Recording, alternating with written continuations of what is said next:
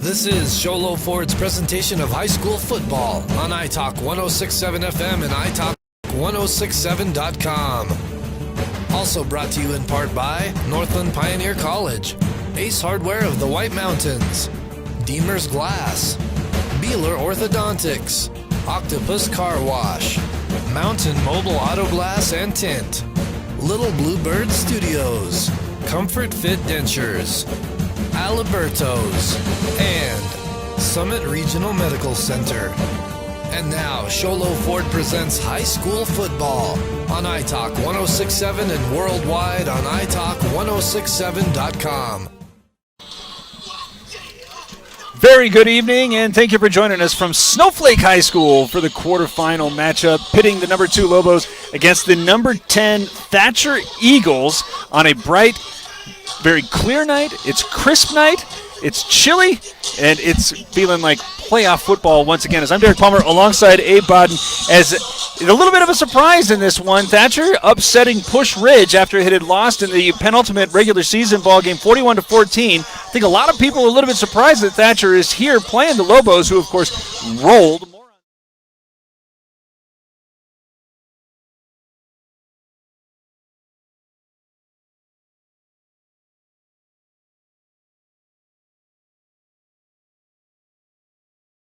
Look to be a very ball control heavy, looking to run that ball, much like what we saw against Payson during region play for the Lobos. Whereas Snowflake, they're a quick hitting team. They love going downfield to those to the big targets of Noah Baum, Lance Christensen. The list just goes on and on, right? So with that, let's get into the keys to the game, brought to you by Ace Hardware of the White Mountains. If you need a key made any day or night, any night of the week, go to 3 locations of Ace Hardware of the White Mountains, and we'll begin with the Thatcher Eagles, where Wyatt Larson is a quarterback who is completing 60% of his passes. He's averaging about 115 yards a game, but that, though it could be, it sounds, a pretty big facet of the offense, that is not the direction that they go. But you were watching him warm up. He's a big fella, and it looks like he can make a lot of throws. Yeah, he was putting the ball on the money, Derek. You know, of course, when live bolts are flying, it's always a little different, but he looks every bit capable of getting the ball downfield, stretching the Lobo defense, so we'll see if they try to switch things up. You know, it's playoff football. You got to win or go home at this point. Maybe you do switch a few things up, try to get some of those big hit plays. But this is going to be an offense that seems like primarily what it wants to do is just gum up the Snowflake attack, and that's going to primarily be put upon Joshua Mangum's shoulders. He's averaging 57 yards a game, though they have a handful of capable ball carriers, so it's going to be something that is going to probably be kept on the ground an awful lot. And we saw that against Payson, where the best defense against Snowflake in that game was just keeping the offense off the ground or off the field, because you're going to start with Kaden Cantrell, now averaging almost 200 yards a game, completing 66% of his passes after a very short evening last week. Now 31-5 touchdown to interception ratio. Well, and he's really come on strong here at the end of the year. We saw Cantrell have a few rough patches in the first 2 or 3 games, but man, he has really hit his stride during region play. Just distributing all around the field to different wide receivers. He's done a great job in the run game, knowing when to take those risks and when not to.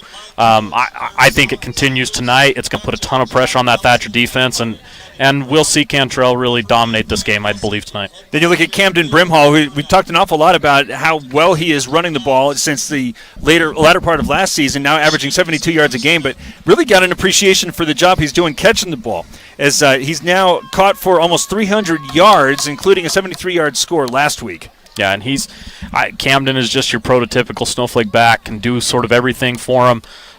Super fast, shifty in the middle of the field. You'll see guys dive after him, and somehow he just makes a miss, and good power runner when need be as well. So, yeah, Camden's going to be a big cog of this tonight. We'll see how he goes. And then finally, of all the capable receivers, Snowflake has big Noah Baum, 40 catches on the year, 961 yards, 14 touchdowns. He was just born to be a mismatch. Yeah, and one of the toughest parts about Noah is when he catches the ball, it's the yards after catch, the yak, right? You love yak yards as a wide receiver. He makes guys miss. He also can run guys over. He's just a big, strong, athletic kid. Those are the State Farm keys to the game. If you need a key made, Ace Hardware keys to the game. If you need a key made any day or night, any night of the week, head to 3 locations of Ace Hardware of the White Mountains. And I got this one getting close. Quarterfinal matchup, Thatcher and Snowflake. Have it started up for you after this. This is Sholo Ford's presentation of high school football on iTalk 106.7 and iTalk1067.com. Who sells the #1 truck in America? Sholo Ford. That's right. Not only do they sell it, Sholo Ford is the best place to buy it. Why? Guy Hatch guarantees it. In fact, he guarantees you'll get the best deal on your next Ford car, van, or SUV as well. It doesn't matter what you buy. Sholo Ford has the best deal. Sholo Ford on the east end of the Deuce and at sholoford.com. Hi, I'm Dr. Arno.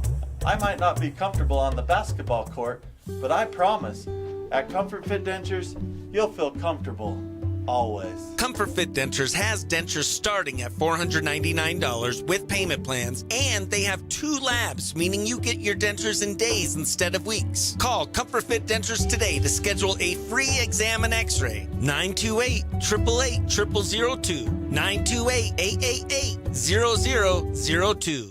Orthodontist Dr. Joshua Beeler has been providing family-friendly orthodontics in Show Low and the entire White Mountains since 2006. If you need braces, stop in and see the friendly folks at Beeler Orthodontics and meet their professional staff. Dr. Beeler and his team have the latest in orthodontics technology, and they work with each patient individually to custom tailor the most effective treatment plan for the best results. Beeler Orthodontics is a proud sponsor of high school sports.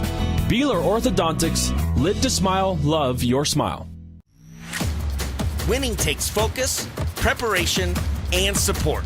Keep focus on your dream career while saving thousands in tuition costs at Northland Pioneer College. We're here to support your goals and see you succeed. Visit npc.edu to see our programs. An academic advisor will get you on the right path to achieve your educational goals. Northland Pioneer College, expanding minds, transforming lives.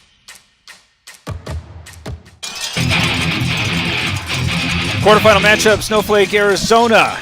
One of 2 3A East teams. This is the number 2 team in the 3A playoffs. Round Valley, the number 5 team, is getting ready to take on the number 4 Rocks, Yuma Catholic. That's all that remains here from the 3A East, the powerful 3A East Conference, as Snowflake is going to be back on defense to start. Going to kick it off wearing white hats, blue tops, blue pants. The Eagles from Thatcher wearing green hats, white tops, green pants, as going back to receive this for the Eagles is Brandon Napier. Sam Crockett getting ready to kick this away, who had a busy week in the first round with 68 points having been put up. Slade Shoup is also back, as the Eagles checking in their last 3 had lost to Pusch Ridge 41-14, then knocked off rival Safford 55-0, and then the upset knocked off Pusch Ridge 35-26 again at Pusch Ridge to advance into this quarterfinal matchup against a high-octane Snowflake offense, but the Lobo defense, as they're getting ready to take the field, have only allowed 2 touchdowns in the last 4 weeks, as Crockett's kick is low and angling towards Shoup. He's going to take this one at the 2-yard line, start moving to his left, as he's going to run through one tackler at the 15, stay on his feet, but get to the 20, as that is the Northland Pioneer College kickoff. When it's time to kick off your college education, head to Northland Pioneer College, lowest tuition in the state, as the Eagles going to try that ball control offense to, going to have a long field. This one's just going to be on the other side of the Thatcher 20. Let's check in with Ron Everingham. Hey, thanks, guys. I just wanted to mention, as the night's getting cooler here, this grass is getting slick, so watch for that. It's real slippery out here. From the shotgun, the Eagles are going to send a man in motion right to left. Short drop from Larson as he's looking to the near side. Got a man open in the second level. Caught it at the 35 and then brought it out of bounds over the 40. It's going to be good for a Comfort Fit Dentures first down, as Napier is there with a 22-yard reception. It looked like Braden Lewis coming from his outside linebacker position on the takedown. But good ball there by Larson, as he just got it up over the top of the Snowflake defense right there. Good route as well by Napier. No score, 1 first down off of 1 play, and so much for that ball control speculation. As they've moved it over to the Thatcher 41, Mangum gets the call, comes from the left to the right, goes over one tackler to the 45, and then falls forward to the 46, maybe the 47, as Lewis is there for the Lobos stop, but a big gain on first down of 6. Well, just a thing to note there, Derek. We talked to Coach Solomon at the top, and he did talk about the size of that offensive line. As I'm looking down at, I feel like out of all the games we've done of Snowflake this year, this is the first one that will match up size for size with Snowflake's defensive line, as they've got big Tony Munoz and Clayton Smith out there. But those Thatcher boys, they're bringing it. 2nd and 5 as Larson continues to work from the shotgun. 3 receivers going to the left instead. It's going to be a keeper after he has the option his own. It goes over the 50 to the 40 and down in Lobo territory after he picks up another comfort fit denture first down and a gain of 13. Well, Lobos had that sniffed out. That was a great decision by Larson to keep that ball in and take it himself, as number 10 out there for Thatcher. No, that can't be 10. My apologies. I didn't see the number, but he was sniffed out by that Lobo defense quickly. Thought that this was going to be a kind of ground-out attack here after that first down with 10 minutes and 44 seconds to play in the initial on the first drive. There's no score, but already in Snowflake territory, gains of 22 and 13 yards here of the first 3, as here setting up the sweep to Napier as he comes to the near sideline before he is eventually gang tackled after a very short, well, maybe 3 yards, but the flag comes out. We're going to have to see official as they huddle up at the 40, no, maybe the 37. They're going to say there's no flag, so that makes that easy. So gain of 2 yards, going to bring up 2nd and 8. Well, and they'd thrown that as soon as the ball was snapped, so it was either going to be offsides on Snowflake or maybe an illegal formation on Thatcher, but referees conference waves off the flag. I would wager that they probably had to talk about the formation there. Yeah. As Larson's going to work from the shotgun with split backs now. Got 2 receivers moved out to his left. 2nd down and 8 in Snowflake territory as the handoff goes to Cody Bingham, and as he moves to the far edge, he's eventually going to get stood up by 3 or 4 and then a bunch of Lobos, but he gains 5, and it's going to be a very short 3rd down play. That was actually Cody Jones after he picks up 4 to make it now 3rd down and 3. A good hard run there by Jones. He just followed the big offensive line of the left side for the Thatcher Eagles. Looks like big number 75 out there for them, just doing some road grading. Watching Cantrell get loose here on the Lobo sideline, you've got to figure that with this opportunity on the initial possession, Thatcher's probably thinking about 4 downs as they're met in the backfield as Mangum, but still he's able to find a crease. Gets skinny, fall over the 30 to the 25. He needed 3, he got 8, and it's a comfort fit denture first down for the Eagles. That good hard run there by Mangum. You said it, Derek. Somehow he's able to squeeze through there after a good push by the Snowflake line, but Mangum just showing his tough running. 9 minutes to pick up that first. And 15 seconds to go here in the initial, and now approaching the Snowflake red zone. Thatcher off of the upset and now putting the Lobo defense on its heels. No score, but they threaten. 1st and 10 on the 25. The receivers move to the right as back under center goes Larson. I formation behind him as Mangum tries to get to the right side of the line, but this time he's going to be met for a very short game. Munoz is there first. Well, and that's where you see the strength of the Lobo defense right there. That's where what they haven't had this drive is Thatcher playing with a lot of confidence right now, I feel like, Derek. They're just bringing the fight here to the Lobos here on their home field. 2nd down and 9 as the Lobo defense is going to have to stiffen up. Mangum already with 15 yards on 3 carries as he's standing on Larson's right, who's back from the shotgun. No, actually, Mangum goes in motion behind the line as he's now looking to the near side, now unloads as this one's going to be a little bit too far and pushed out of bounds as the ball was arriving. Very clever play there on the LeSueur. Jace LeSueur, good defense there by Jace. That was actually a pretty good ball right there by Larson, Derek. I thought it was going to sail way out of bounds, but ended up being right at that back pylon of the end zone, and good heads-up play there by Jace to just push the wide receiver out of play. Larson listed 6'4", 215 pounds, and that was a very confident throw to the back corner of the end zone. He's going to need something similar here in a passing situation. 3rd and 9 with the clock stopped at 8 minutes and 20 seconds to go. Man in motion again coming from the left to the right is Napier as they're going to swing it to him on a screen. Picks up a block. He's got the sideline and there's nothing left. Shade Sloop sets it up to get it. The Mountain Mobile Auto Glass touchdown 24 yards out.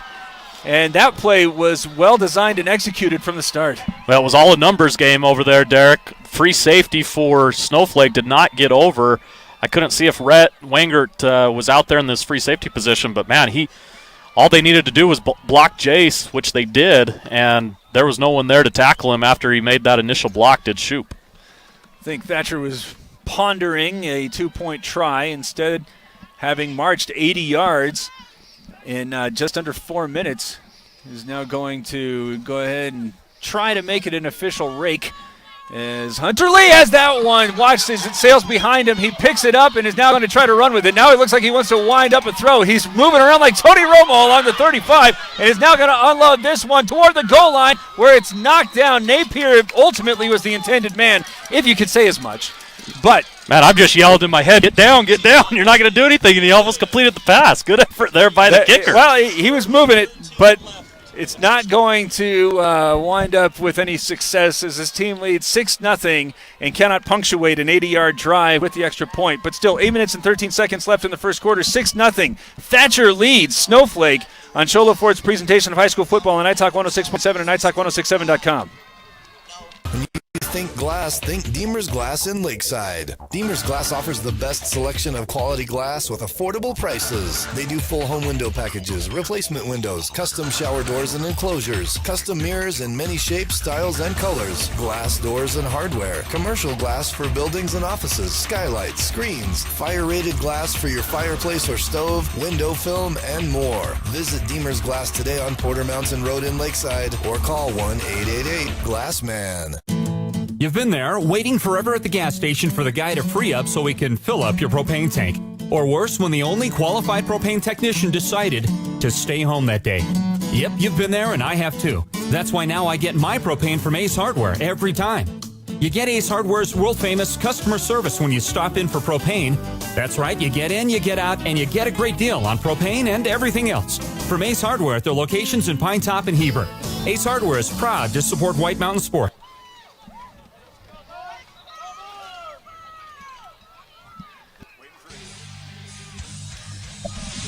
Northland Pioneer College kickoff is taken to the Snowflake 35 after it looked like Brimhall was having a little bit of a hard time getting a fork in it. Still, he's able to get it, find some blockers, and put his team with pretty good field position.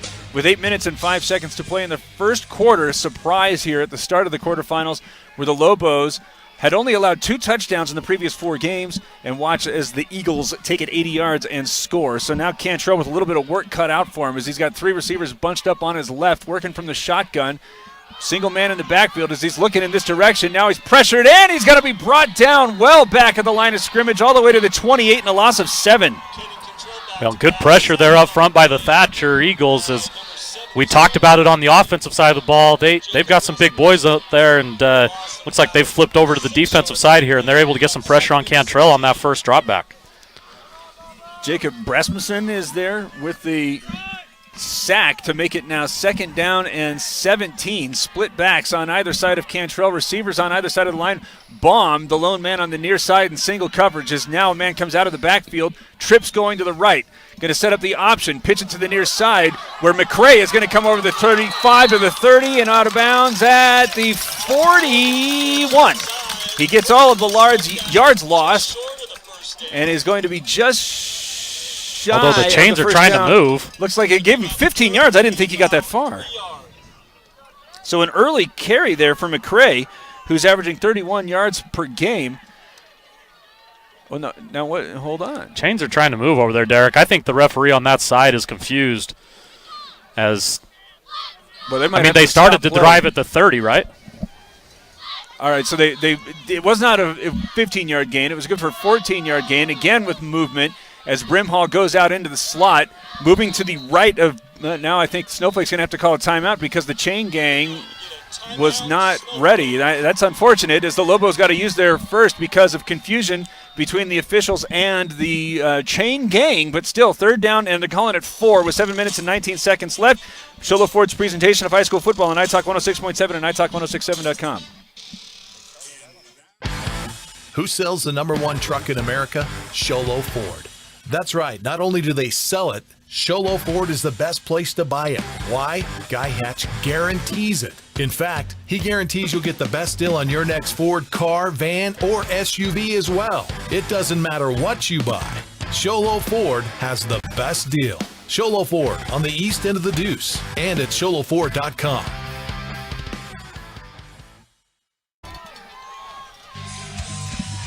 Big play here after Thatcher went 80 yards on its first drive. Snowflake trying to move the chains here for the initial time, as again moving out of the backfield. Brimhall's going to be in the slot. I believe that's McCray on Cantrell's left. Now looking in that direction where it's going to be overthrown and wide of Brimhall and incomplete. And now it's going to force the Lobo defense to come back out. Well, and Cantrell had Brimhall out there on the flat, just threw it a little low and outside, wasn't able to complete the pass. I don't know, good defense by the Eagles right there as well. Not sure if Brimhall's going to pick that up, but you always like to get it into Camden's hands and see what he can do. Slade Shoup, who sprung the touchdown run, is back and on the near side, well, the near hash. Bingham is also back there as he's toward the center of the field on the left. As the low snap is grabbed by Crockett, big kick. Going to force Shoup out to the 12 as he takes this one. Now loses the football and falls on that one very wisely as the return men were there. But it's wet, it's chilly. We heard Ron Everingham talk about the field already becoming a little bit more slick, and there I think was some of the effects, as this one's going to be spotted inside the 10. But that was not a problem. They had a long field on the first possession, Abe, and they're going to have a little bit longer. Well, we saw a little bit of everything from the Eagles on that last drive, Derek. You know, we thought maybe ball control, run right at Snowflake here with their big offensive line, but Larson had some good balls. They got the option going a little bit. There was quite a few things going on the offense for the Eagles last time. Larson out 2 for 3, 46 yards, including a touchdown, but is going to give this one instead to Bingham, who serpentines up the middle of the field, eventually stood up by a bunch of Lobos, but not before he gains 9. Well, we've seen that a few times, Derek, as you see on the replay here. The running back for the Eagles was able to just sort of make that initial hit, stay on his feet, and pick up an extra 3 or 4 yards. So Lobos hit him initially after about a 4-yard gain, but couldn't bring him down. 2nd down and 1 after the 9-yard gain. I think the Lobo defense right now is really taken aback, not expecting all these different dimensions from the Thatcher Eagles as they're split backs. Man going in motion right to left is Napier. But instead, Bingham's going to get the call, trying to come to the near edge, but is wrapped up, though he's able to fall forward and, I believe, got enough for a comfort fit denture first down, gains 2. Yeah, good defensive football right there by Braden Lewis as he stayed home there and was able to bring down the runner for the Eagles. But once again, we see positive yardage out of the Eagles. That's where we've really seen the Lobo defense shine this year, is they're in that backfield meeting those running backs 2 or 3 yards behind the line of scrimmage a lot of the times. Under center, Larson turns and gives to Bingham. Chips his way over the left of the line before he gets leveled. Oh, Rhett Wangert right there coming from the free safety position. Might be one of our Deemer's glass shattering hits of the game. He's been on that radar almost every game, it feels like. That was a big hit, but still a 5-yard gain for Bingham. These are some very well-coached running backs. They go back to the first drive where Mangum didn't look like he had anything, but still was able to somehow find a crease for a gain of 8. Looked like that time Bingham was going to get stood up, but manages to gaining 5 as Jones. No, there's a keeper, actually, as it's instead taken over the line of scrimmage and then very close to the yard marker, as this might be another first down after Wyatt Larson calls his own number and, in fact, does get the comfort fit denture first down after the gain of 5. I've been impressed so far with Wyatt Larson's decision making. We've seen it a few times where his running backs have not had the lanes that they're looking for, and instead of just automatically giving it to him, he's kept it and picked up some good first downs here for the Eagles thus far. 5 minutes, 15 seconds to go in the first quarter. Thatcher leads 6-0. This drive started on the 9. They've already pushed it out to the 30, and it's some of that ball control offense that we were expecting on the outset. Larson going under center. I formations behind him, very close to the line as he takes a short drop. Now throws this one into the flat where it's nearly had and then nearly intercepted. The intended man who couldn't come down with that is Landon Peterson. And that was just another good ball by Larson. He saw Peterson right up over the middle of the field. I believe he was coming from the tight end position, if I'm not mistaken, Derek. And as you said, as he went to catch the ball, almost kicked it back into the Lobos' hands for an interception. That would have been a big break for the Lobos as they find themselves on the wrong side of a drive here. Well, the Lobos wound up yielding 3rd and 8. This is a big moment for the Snowflake Lobos early in the game. Trying to move the chains for the 3rd time on this series. Snowflake has run 3 offensive plays as Larson's running the shotgun. Gives the handoff to Bingham, who's going to get hit at the center of the line and then forced back for a short loss. Is that Bryce White out there? Big old Bryce White just meeting the runner. Great anticipation there by Bryce. Gets through that initial line and is just able to blow up Bingham on the play. That was exactly what the Lobo defense needed. 3:55 to go in the first quarter, and again have only run 3 plays, as Camden Brimhall is now standing on his 35-yard line and could use another big return from him as he had on the previous. Oh, and is there some pressure, but he's able to get that one away. It's angling away from Brimhall, who's going to watch that take a big Thatcher Eagle bounce inside the 30, where it's going to roll dead at the 29. Was that Larson who kicked that? Rios with a very good punt. So the Eagles are able to swing field position against Snowflake after that possession for Thatcher started on their own 9. 3:34 to go in the first quarter. 6-0 Thatcher leading. Just mentioned this one coming out of that last possession for Thatcher, but the Lobos just 3 plays here offensively late in the first quarter. Cantrell did not connect on his only pass. He was also sacked for a 7-yard loss. He's got receivers on either side, split backs near him. Now some motion as they're going to bunch up 3 receivers, and that includes the big tight end in Tyler Clare. Instead, they're going to pitch it out to the near side, trying to get some blocking help as Brimhall turns the corner at the 40 and is eventually brought down by Bingham at the 45. A comfort fit denture first down and a gain of 15. Well, the whole stadium here took a big gasp of breath because Brimhall had one man to beat in Slade Sloan, and he couldn't quite beat him, but man, that would have been to the house for 70 yards if Brimhall breaks that one tackle. 45-yard line of the Lobos. 3 minutes and 15 seconds to go in the first quarter. They trail 6-0. Again, receivers on either side, but coming to the near side and lining up at the tight end position on the left edge is Clare. Instead, the handoff again goes Brimhall, looking for a seam as he gets over the 50, gets to the 45 before he's brought down by Slade Shoup, but a big 13-yard carry on first down to move the chains. Another comfort fit denture first down for Brimhall. Well, once again, we see why Camden is such a great runner. He followed his blocks beautifully right there, and Lobos getting a little bit of their mojo back here as they're looking to push the ball as they're on the other side of the 50 now. Going tempo. This is a very short Thatcher bench that is not being allowed to try to substitute anybody right now, as it's the same formation at least initially. Cantrell working from the shotgun, fakes the give, looking to bomb the whole way. He's going to get a little bit of space, but it'll be overthrown incomplete. Napier was there pretty close and pretty well defended. And just a little strong on the throw was Cantrell, but, hey, Lobos got the matchup they want right there. Anytime you can put Noah Baum on single coverage, that is where you want to go with the football. So good read by Cantrell, just a little overthrown. Napier has 2 receptions and has carried the ball once. He's also being pushed in motion an awful lot, and having to chase Noah Baum around is probably going to tax his legs more than he's accustomed to. Well, another one of those athletes is playing both sides too, Derek. We're seeing him on offense quite a bit as well. 2nd and 10, Cantrell pitches this one to the far side. Brimhall catches the edge, uses the speed, hits the Jets. He's at the 30, splits 2 defenders at the 20 before he's brought down to the 15. But there's a flag back at the 40, and this looks like it's going to be coming back as Cantrell has already resigned. Yeah, you see Cantrell just maybe thinking about going over there. Claire's signaling that there's a chop block, and that is what they're going to get. Well, Camden Brimhall already with 29 yards on 2 carries, and that one was going to go for somewhere in the neighborhood of 30. But instead, they're going to have to push this one back into Snowflake territory. It's a 15-yard flag. And the officials right now walking along the Snowflake sideline, I think, offering a little bit of a coaching. Illegal chop block, blue. Repeat 2nd down. It's on blue.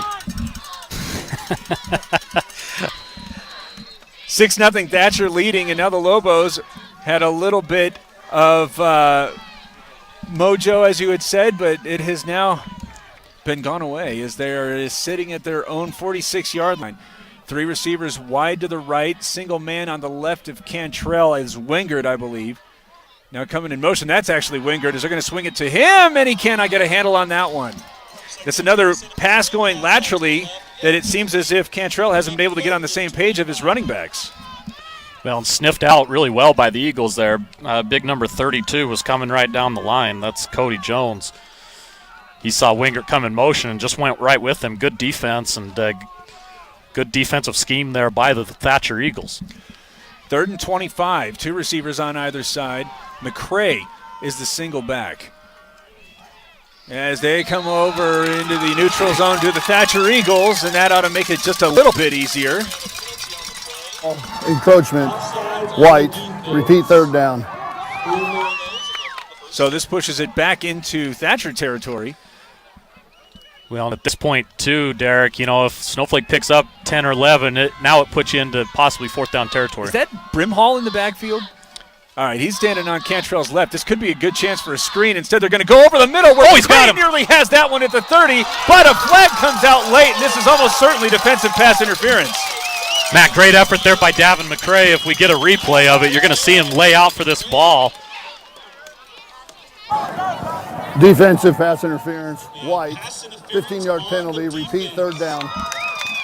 Well, we don't have access to a replay, but I got to say that's a tough flag. Yeah, whenever a receiver dives like that, that's a tough call because as a defender, the only you thing feel I like can you've think done everything. Is perhaps the defender had his right hand kind of around McCray's hip, and we just can't see it. Yeah. But that is going to, well, it's not an automatic first down, so move it out to the 39, I believe, maybe the 34. No, it is a 34, and it's 3rd and 2. Cantrell drops back. Now he's going to run it as he starts moving to the right. Now throws it up where he's got a man wide open. McCray caught at the 5, walks into the end zone for a Mountain Mobile Autoglass touchdown from 34 yards out. Well, and Davin McCray, he just gets behind the Eagles' defense. Cantrell does a great job of extending the play right there. And Davin McCray just lost in the shuffle as he is all alone. I don't think I saw a defender within 20 yards of him, Derek. You'll see on the replay there, he's able to catch it and just do a few hop, skips, and a jump and get in the end zone. That is the product of having a running threat at quarterback. No doubt. As soon as he left the pocket, there was 11 Thatcher Eagles that thought we got to get to him. Yep. And they left number 8 all alone. McCray with the touchdown, and Crockett trying to make it a 7-6 ball game here with lots of fireworks in the first quarter. The snap is down. The kick is away. It is good. 7-6. Snowflake leads with 1 minute and 55 seconds remaining in the first quarter on Cholo Ford's presentation of high school football on iTalk 106.7 and iTalk1067.com. You've been there, waiting forever at the gas station for the guy to free up so he can fill up your propane tank. Or worse, when the only qualified propane technician decided to stay home that day. Yep, you've been there, and I have too. That's why now I get my propane from Ace Hardware every time. You get Ace Hardware's world-famous customer service when you stop in for propane.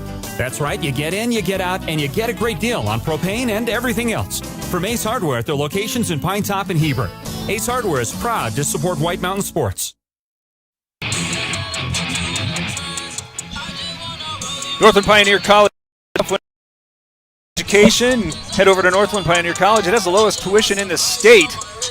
There's a what was that? A 71-yard drive? Yeah, they started at the 30, Derek, and after that big penalty on the chop block, you start doubting the ability of the Lobos to go pick up 2nd and 25. But big penalty on the other side for the Thatcher Eagles kept that drive alive. Crockett booms this one, heading towards Shoup, puts a foot into the end zone. They're going to let him run it out. He starts moving to the left, and he's got all sorts of trouble as he goes to the far sideline, kinds his way to the 10, and McCray, who's having quite a first quarter, is eventually going to track Shoup down. It's not going to be good field position at the 15 to start for the Eagles. Well, and you saw there early in your screen, Braden Frost. He just comes blowing through that Eagles blocking scheme there. Almost brought down Shoup for a large loss, but he's able to make the first man miss and pick up a few. But once again, not great field position for the Eagles, Derek, but we've seen them have success thus far, so they're probably not feeling too bad being behind the sticks of Tab. 7-6, the Eagles now trail. There's a little bit of pressure shown by the Lobos, and this one eventually going to be handed off to Mangum as he tries to get to the left edge and is still on his feet as he forces his way toward the 25, winds up gaining 9. Well, once again, Lobos looking for an answer on the first tackle. Mangum looks like he is going to easily be brought down in the backfield, but makes a few guys miss, runs through a few arm tackles, and able to pick up 10 for the first down. Well, they moved the chains, so that's a Comfort Fit Denture first down.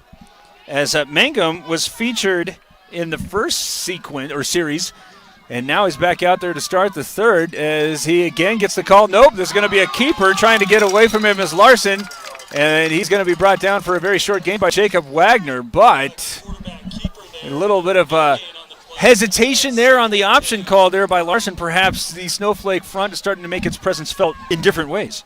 Well, and that's really the first time we've seen Larson make the wrong choice. Probably should have given that off to Mangum. It looked like he had the edge over there. But, hey, once again, Lobos, I'm sure, have made a few defensive adjustments. You got to play good assignment sound football in those situations.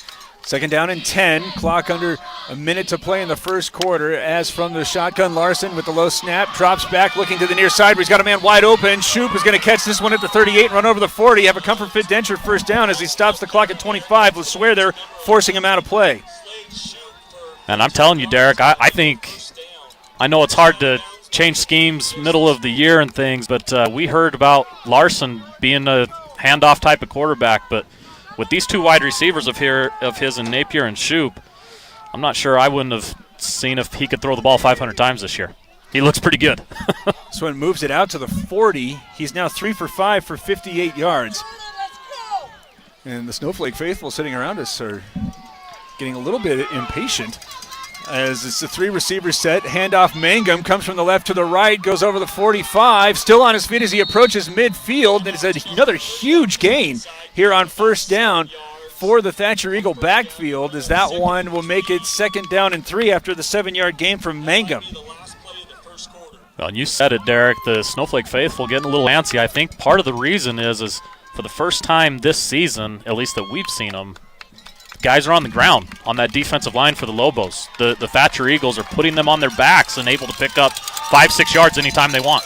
Well, that was an eventful first 12 minutes, 7-6. Snowflake leading because of a missed extra point, but the story thus far has been Thatcher's offense just dominating for the most part over that first quarter. Trailing though 7-6 on Shola Ford's presentation of high school football on iTalk 106.7 and iTalk1067.com.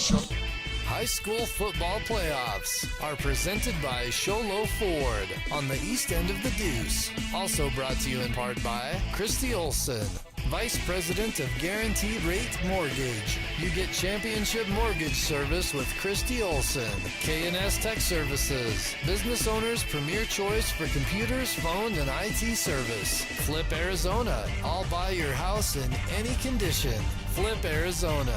The Carriage House. The Carriage House offers the finest in assisted living. First Propane. First Propane is first in service. Good Luck Snowflake.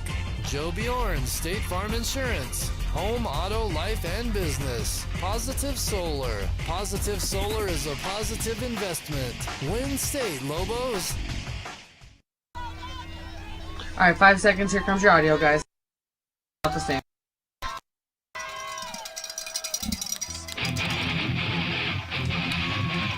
Second down and 3 to start the second quarter. Looking over the middle where, again, Shoop has some space and brings that one down at the Snowflake 30.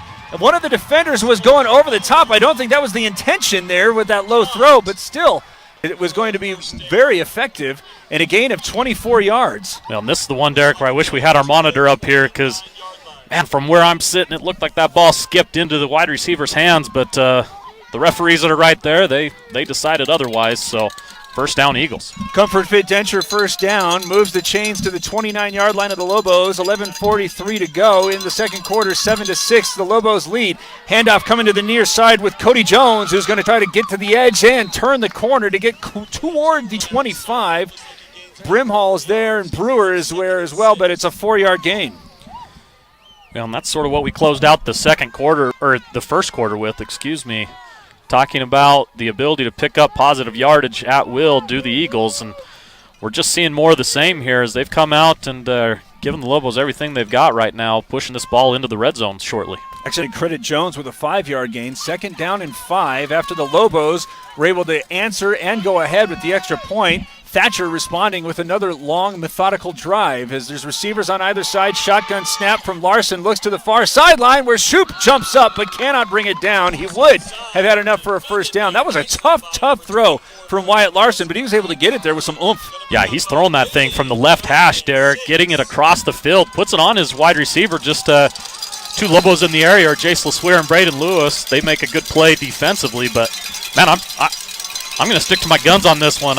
Wyatt Larson should be throwing the ball 30-plus times a game, 40 times a game. I would wager that he's going to have 2 more cracks here on 3rd and 6 from the 25 as they push 2 receivers going out wide to the right. Single man kind of in an H-back spot. Now coming in motion is Napier as a late handoff is going to go to Mangum, and it's going to be well read. Still on his feet, though, as Christensen eventually brings him down after, well, no, there's no gain. It's a short loss of 1. to make it 4th down and 6 from the 26. What do you do? Well, first time we've seen the Lobo defense turn him back for some negative yardage. Lance Christensen's holding his ground there. Hey, if you're the Eagles, man, quarterfinal playoff game on a cold night, you've got to try to capitalize right here in my mind. I looking something middle of the field, Derek, is my thought. Having a hard time getting the play off the sideline. Still no count from the back judge as Larson is now walking along his line of scrimmage, and they're going for it here with Mangum standing on his right, 2 receivers, and now a third joint going to the far side of the field. 4th down and 6. Short drop, looking to the right, trying to get it to the goal line where LeSueur is going to pick it up and fall in for the touchback. Oh, and a flag comes out as I think that there's some extracurricular chatter. The hope right now, I think, from both sides is that this is going to offset. Well, good effort by Jace to go up and make the pick, but I don't know how a taunting works. Is that a dead ball personal foul? Will it be half the distance, or is it? Yeah, they are going to get Jace, I believe.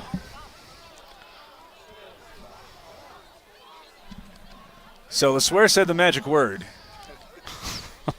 And what makes this worse is that he'd already sacrificed 6 yards by completing that interception. Had he just knocked it down, the Lobos would have had it at the 26. Instead, he intercepted, mouthed off, and it wound up being a 16-yard net loss on that interception. But it was a pretty neat play. You know, we've seen Jace make a lot of those good plays this year. He's first year playing football for the Snowflake Lobos, and what an addition he's been. But we're waiting to see if we get an explanation from the officials who are having a long conversation.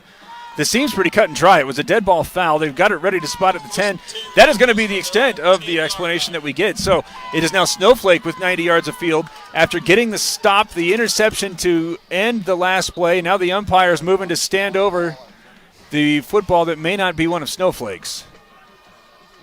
Or maybe, I don't know what they could be talking about. It's very obviously a dead ball foul. The play was over. Yeah, play's over, and you bring it out to the 20, right? And then half the distance to the goal, so 10? Yes. I mean, at least that's what my math teachers taught me. I could be wrong. Well, I'd sign off on him. Oh, okay. It's a game of inches, and it just became one literally on this play. Split backs and now lots of movement. Don't worry about it, referees. We're all cold. Guevara is now in the ball game and lined up on the right side. But instead, they're going to pitch it, and they're wrapped up. Brimhall nearly loses the football, nearly loses his footing, and somehow gets back to the line of scrimmage. Good effort there by Camden to at least get back to the line of scrimmage, but even better play by the Eagles. We've seen that play a few times by the Lobos, and Jackson Conrad just sniffed it out and got after Brimhall. 2nd down and 10, 9 minutes and 30 seconds to play in the half. 7-6, Snowflake leads.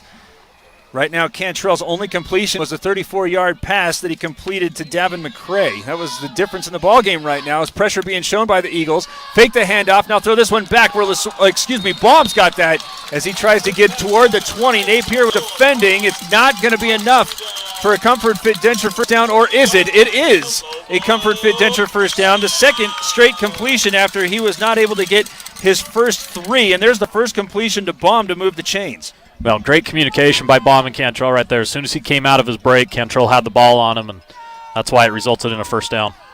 Fake the pass to the sideline, now trying to run it up where I think he was out of bounds, and then not able to come back and trying to go big. Again, looking for Baum in that one-on-one matchup with Napier. As that stops the clock with 9 minutes and 8 seconds to go. Snowflake leading 7-6, but it's been a surprise, not just how competitive Thatcher has been here in the first half, how dominant at times their offense has been. Well, and they've really controlled both sides of the line of scrimmage thus far. We've seen their defensive line get in the backfield of the Lobos, and offensively, for the first time this year, that defensive front for the Lobos is getting pushed around a tad. Tyler Clare, again, going to go down on the far side of the line. There's 2 receivers pushed out wide left. Now one of them is coming in motion. He's actually going to stop in the backfield. That's Wenger. From the shotgun, Cantrell, straight give to Brimhall, running to the left side. He's in the open field. He's at the 30. He's at the 40. He's at the 50. Trying to get the Jets on his. Napier pursues. He's not going to get him. He's at the 20. He's at the 10. He's in the end zone. An 80-yard Mountain Mobile Auto Glass touchdown. Man, Derek, we just talked about it. Controlling the line of scrimmage.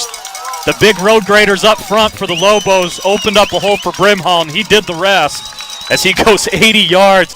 Shows off a little bit of the speed, shows off a little bit of the jukes, and able to get that big play that the Lobos have been searching for all night so far. Well, that is a huge play because as we were talking about the Thatcher offense doing a great job still controlling the ball game throughout the first quarter, the Lobo offense did not look like it had established any kind of rhythm.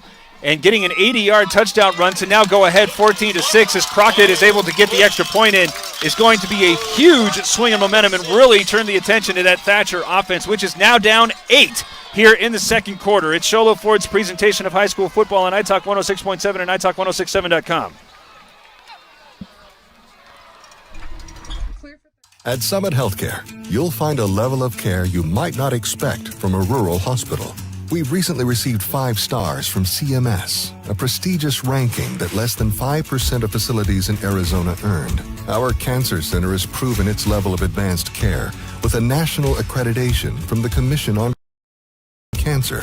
And we continue to add more doctors and services so that you don't have to leave the mountain to find the care you need.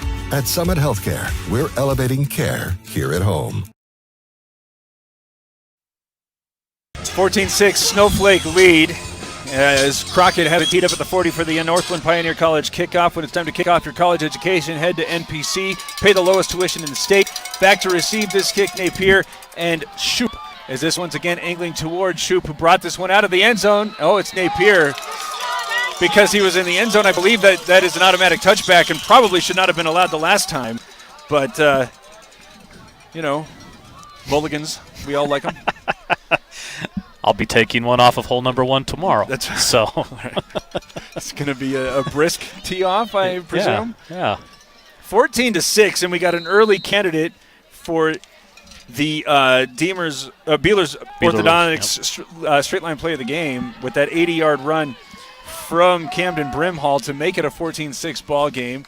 Now trying to answer Wildcat formation is it's going to be kept and going over the right side is that, I believe, was Mangum, who is going to pick up 5 yards. Thatcher continues to dominate on first down. Well, we'll see what they can put together here. This is going to be a big possession for the Eagles. The senior Larson's going to need to rally the troops and put a drive together here as we click towards that 8-minute mark here in the second quarter. They need to answer the Lobos right now. Second down and 5. Back to his more conventional spot. Larson, who was 4 for 8 for 72 yards, but that last one an interception. Instead gives this one to Jones, who was in motion, looking for some blocking help as he gets to the near edge and now forces his way toward the 30, and it's very close to moving the chains. In fact, he does have a comfort fit denture first down. Well, just good blocking right there by the Eagles. They matched man for man against the Lobo defense, and they were able to put a good lane, at least enough for 6 yards to pick up that first down. I think that's exactly what Thatcher wanted to see its offense do after allowing 80 yards. It's going to be tough for the Eagles to match big plays against the Snowflake offense, so if they can continue to grind them out, that would be ideal as they move the chains with 7:35 to go. Napier going in motion behind his quarterback, starts turning it up really early. Now Larson approaches the offense and pitches this one back. It's going to be a short game pending a flag that was thrown by the umpire. Already one chop block having been called against Snowflake. Holding. White.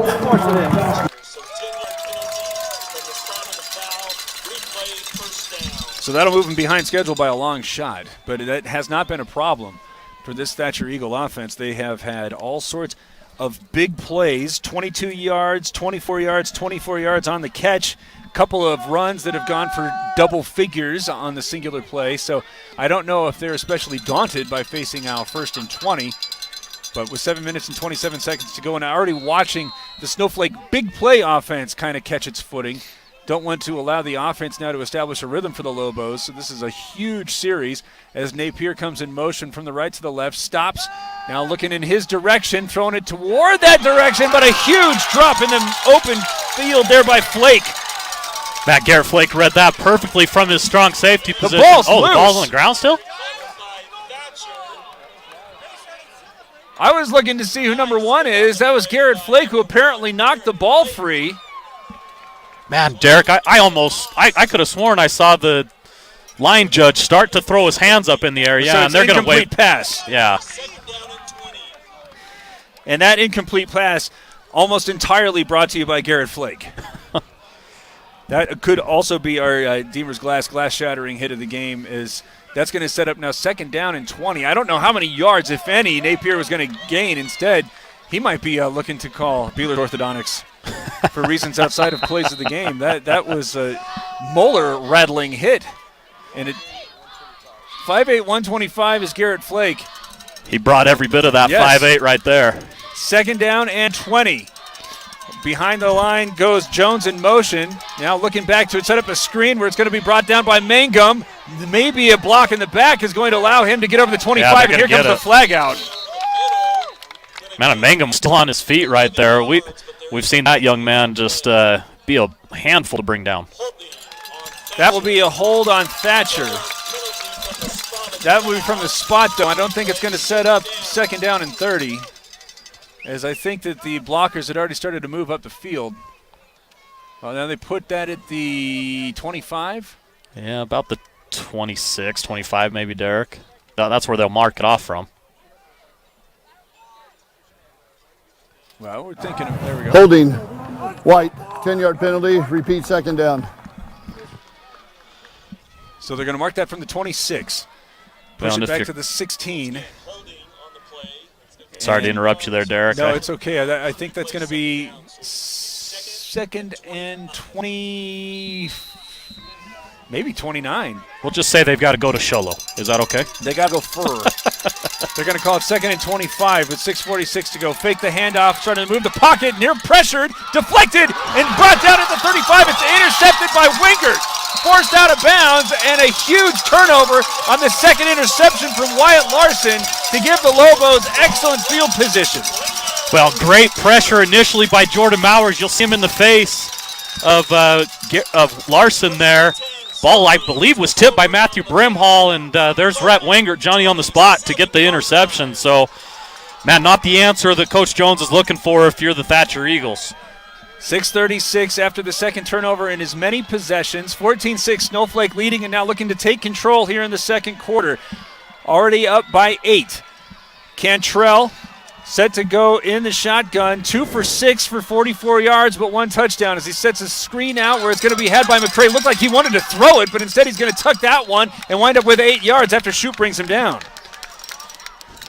Good play called there by the Lobos as they had Noah Baum on this near side in single coverage.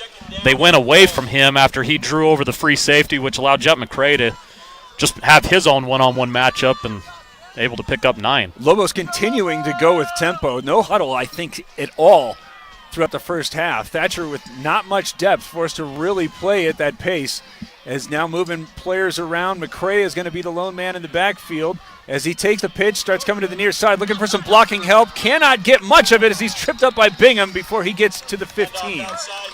But that might be enough to move the chains. He needed about 1.5 yards, and I think he got about 2. So McCray picks up that Comfort Fit Denture first down, now with 17 yards on 2 carries. They're in the red zone, are the Lobos, though they already were. 6 minutes, 4 seconds left, leading 14-6. This one starting after Wengert's interception. And the Lobos looking to try to really take command.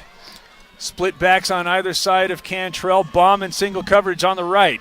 Now players go in movement. McCray is going to come into the slot. Claire is also pushed out wide to the left with 3 receivers going in that direction. Instead, they give the handoff to Brimhall, who's going to be brought down by his shirt tails at the 10.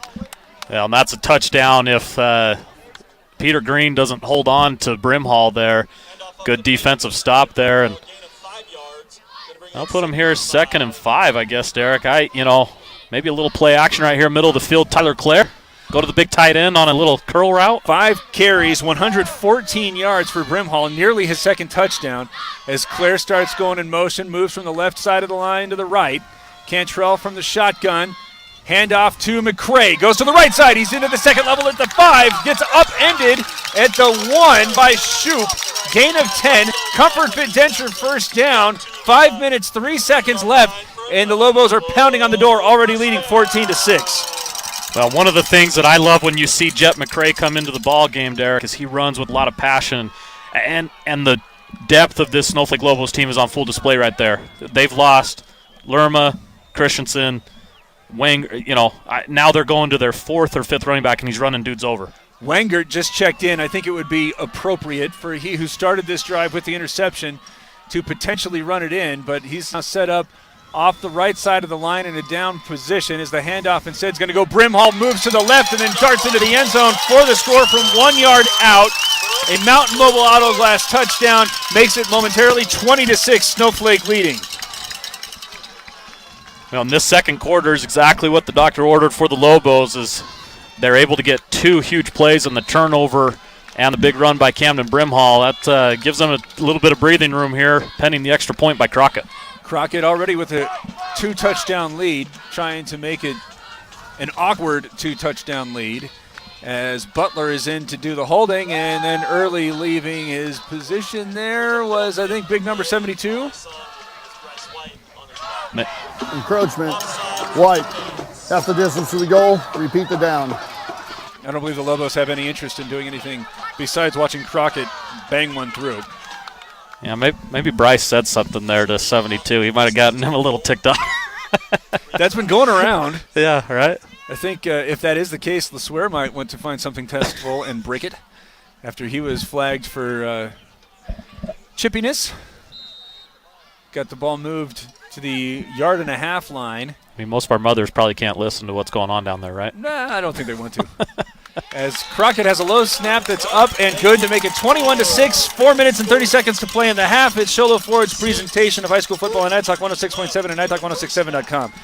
Hungry for a win? Your stomach is always a winner at Aliberto's. Open daily 7 a.m. to 11 p.m., Aliberto's is the best place for breakfast, lunch, and dinner to satisfy your hunger for real fresh Mexican food. With locations in Sholo, Wagon Wheel, Pine Top, Taylor, Heber, Eager, and Holbrook, they're ready to satisfy your hunger and help your stomach feel like a winner. Aliberto's, real, fresh Mexican food.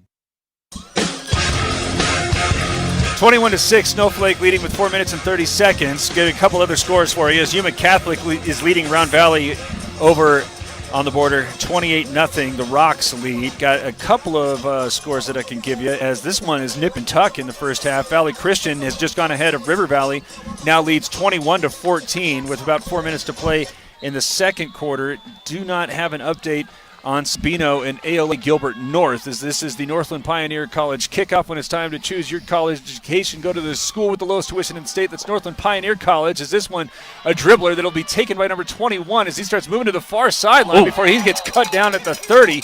Very interesting there that the Lobos opt for the squib after the last two technically should have been touchbacks. Only one of them, though, was said to be so. Yeah, you sort of wonder if Sam maybe just missed it off the side of his foot, because that would be an interesting strategy there. As they've even had really good kick coverage, too. It's not like they've struggled on the kick coverage. They've had guys down there quickly. But nonetheless, puts the Eagles at the 30. Yes.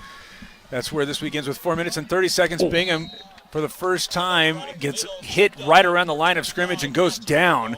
Just a 1 yard gain. Thatcher had been doing so great on first down carries. So now behind schedule, facing a 2nd down and 9. 4 minutes to play. The Lobos can get the ball back with time, and remember, they're going to get the ball to start the second half.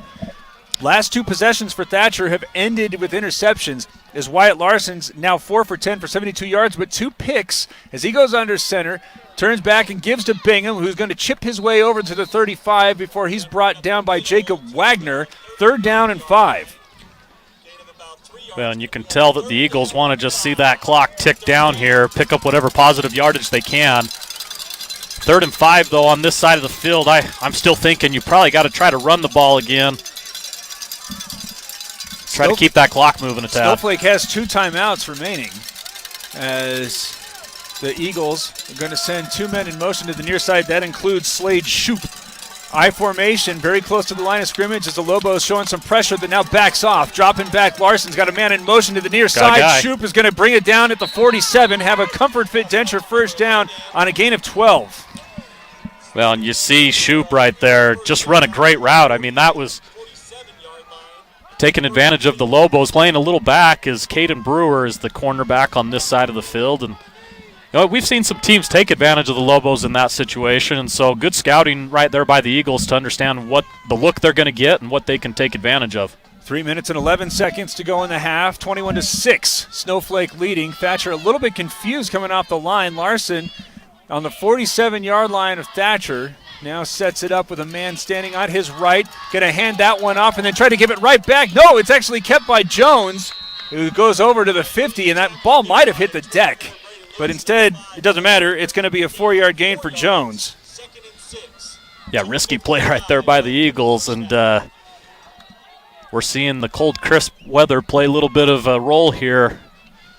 I hate to break it to both teams. It ain't getting any warmer. Yeah. Not till next week anyway. We haven't figured out how to manufacture the sun yet in 2021, huh? 2nd down and 6 as they've just moved it into Snowflake territory. Larson again going under center. I formation behind him as the give goes to Bingham, trying to go to the right side of the line, but he's going to get stood up. No gain. 3rd down and 6. Well, this is going to be a huge 3rd down for the Eagles. They've got to pick this up again, just if nothing more to keep the clock moving. But you get the feeling that maybe they got to throw some points on the board here before the half. Have had success throwing into the flat on 3rd down. Larson, 5 of 11, 84 yards. But the Lobos have done a much better job since the first possession, making sure that the receivers stay in front of them. Maybe blitz time for the Lobos right here too, Derek, potentially. They haven't done that on 3rd down yet. We'll see if they bring some pressure. I got to be aware, though, Larson's averaging 32 yards a game on the ground, so they got to keep him contained as there seems to be a little bit of pressure being shown by the Lobos, but that's going to do nothing more than keep Thatcher thoughtful, as it will call its first time out with 1 minute and 41 seconds left, trailing 21-6, facing 3rd and 6. It's Shola Ford's presentation of high school football on iTalk 106.7 and iTalk1067.com. Here for 30.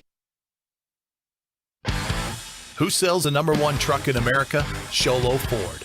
That's right. Not only do they sell it, Sholo Ford is the best place to buy it. Why? Guy Hatch guarantees it. In fact, he guarantees you'll get the best deal on your next Ford car, van, or SUV as well. It doesn't matter what you buy. Sholo Ford has the best deal. Sholo Ford on the east end of the Deuce and at sholoford.com.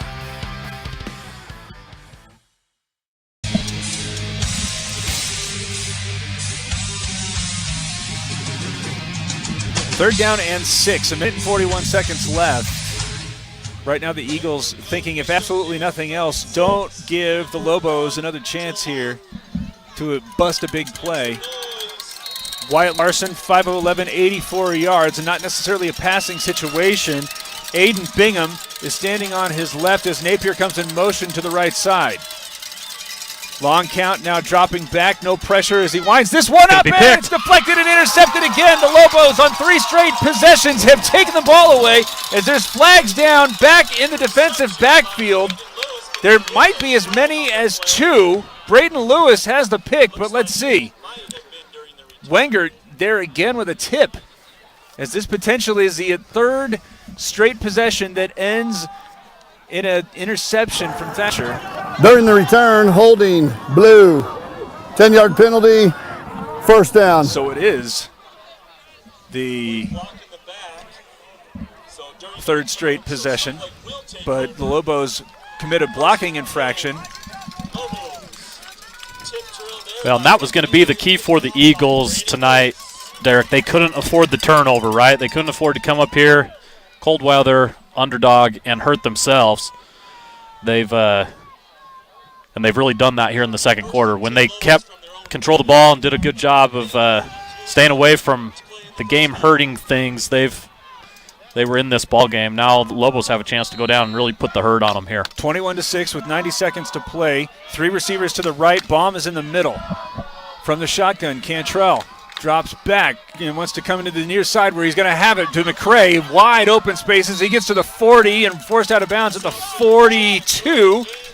Gain of 13 and a Comfort Fit Denture first down. Correction, gain of 14. Well, exactly what you want there is the Lobos. You're not forced to take a timeout. McCray able to get out of bounds while picking up a good first down and about 14 yards. So probably look for them to do much of the same here until they can get within a shot to take one deep to the end zone. Ball's on the 43 of the Lobos. Minute and 25 seconds left. They lead 21-6 here in the first half. Two receivers on either side. Brimhall providing some blocking help as this one's going to be lofted up. Oh, he's got it. Guevara's got it at the 35. Now at a foot race down the far sideline to the 20. Shoop tracks him down at the 15.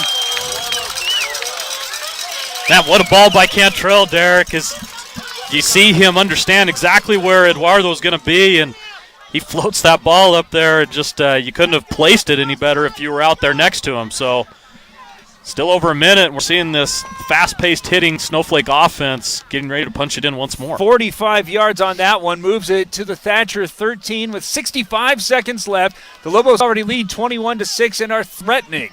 First and 10, two backs on either side of Cantrell. That includes Brimhall on the right in the neutral zone. Pop one of the Eagles. There's no flag. Trying to allow some of the clock to drip by. Very confident stance here being taken as they look over to the sideline, have a new play as they all check their wristbands. The Lobos now with 40 seconds to play. Handoff goes McCray. Wallows a blocker all the way up the middle into the end zone from 13 yards out. A Mountain Mobile Auto Glass touchdown, and now Snowflake is firmly in command. Man, a good move there by Jed as he's working right, plants his foot in the ground and able to bounce back left where there was no one there for the Eagle defense. And you said it, Derek. They're starting to put the hurt here. Lobos throwing 21 points up here in the second quarter have just sort of ran away with it at this point. That drive started, I believe, on the 35. Yeah, after that 10-yard holding call, I believe you're right. 35 seconds left, and now Thatcher is forced to really search for some answers. How different this first half has ended relative to the way that the first quarter was played. That one was all Thatcher offense. And now looking at the scoreboard, if you just tuned in around the beginning of the second quarter and you heard either of us talking about how proficient the Thatcher offense was, you'd be like, these guys need to learn how to read. But now must be really cold out there. They must not know what they're talking about. Take our word. And you just look at some of these numbers. Eagles have ball carriers that are responsible for 20, 37, 18 yards, a quarterback who's thrown for 84 yards, a receiver who's caught for 48 and 46 yards. They've been moving the football. They just have 3 interceptions now, and one of them came on a drive that stalled at the 26. So they've been deep in Snowflake territory in addition to the touchdown, as this is the Northland Pioneer College kickoff. When it's time to kick off your college education, go to NPC, pay the lowest tuition in the state. Crockett ready to go and give it back to this Eagle offense. This one's angling out of bounds and doesn't have a chance. Well, that'll be a penalty on the Lobos, but hey, with 35 seconds here and you're well in control, you get the ball back to the Lobos as they deferred after winning the toss. So it's going to be much the same here if that Eagles defense can't make a few adjustments in the locker room at half. This one is going to get the winner of Valley Christian and River Valley. They're around halftime, and it is still 21-14 for the best we know. Valley Christian leading River Valley. Don't have an ALA Gilbert North score yet, but we'll see if we can find one at halftime. And Round Valley is struggling at Yuma Catholic, 28-0 last we saw. Is Valley Christian the high seed in that one? I believe they are, right? Yeah, so it's 3. At Valley Christian. Yeah, they were the 3rd seed coming in. Thatcher probably content to just get in the locker room trailing 28-6, but what do I know? This one's handed off to Mangum from the left to the right. He's able to get over the 35. And Snowflake's defense, you can get an idea about how the momentum has shifted just watching the Lobos defend the run on first down, no longer getting 5 or 6 yards of crack are the Eagles. Man, we talked a lot about that at the beginning of the game, Derek. It just felt like the Eagles could get 5-6 yards anytime they wanted, and that has been a shift. I give credit to these Lobos players, especially that front 4, as they've just gotten after it here in the second quarter and not allowed big gains by the running backs. 4 seconds left. This will be the last play, barring penalty, as this one is thrown into the flat. Napier's got it at the 43. It won't be enough for a first down, but it is good for a 6-yard gain. The whistles are blowing, and that's going to be the way the half ends. 28-6, Thatcher trailing and having to give the ball back to the Lobo offense, which has found its confidence. And this could very well be inching toward the deep freeze just one possession into the second half. But we will wait until that actually happens before we make it official. 28-6 at halftime. The Lobos do lead. We'll tell you about it right after this. Show La Ford's presentation of high school football on Night Talk 106.7 and NightTalk1067.com. High school football playoffs are presented by Sholo Ford on the east end of the Deuce. Also brought to you in part by Christy Olson, Vice President of Guaranteed Rate Mortgage. You get championship mortgage service with Christy Olson. K&S Tech Services, business owners' premier choice for computers, phone, and IT service. Flip Arizona, I'll buy your house in any condition. Flip Arizona, The Carriage House. The Carriage House offers the finest in assisted living. First Propane. First Propane is first in service. Good Luck Snowflake. Joe Bjorn, State Farm Insurance. Home, auto, life, and business. Positive Solar. Positive Solar is a positive investment. Win State, Lobos. Who sells the #1 truck in America? Sholo Ford. That's right. Not only do they sell it, Sholo Ford is the best place to buy it. Why? Guy Hatch guarantees it. In fact, he guarantees you'll get the best deal on your next Ford car, van, or SUV as well. It doesn't matter what you buy. Sholo Ford has the best deal. Sholo Ford on the east end of the Deuce and at sholoford.com. Hi, I'm Dr. Arno. I might not be comfortable on the basketball court, but I promise, at Comfort Fit Dentures, you'll feel comfortable, always. Comfort Fit Dentures has dentures starting at $499 with payment plans, and they have 2 labs, meaning you get your dentures in days instead of weeks. Call Comfort Fit Dentures today to schedule a free exam and x-ray. 928-888-0002. 928-888-0002.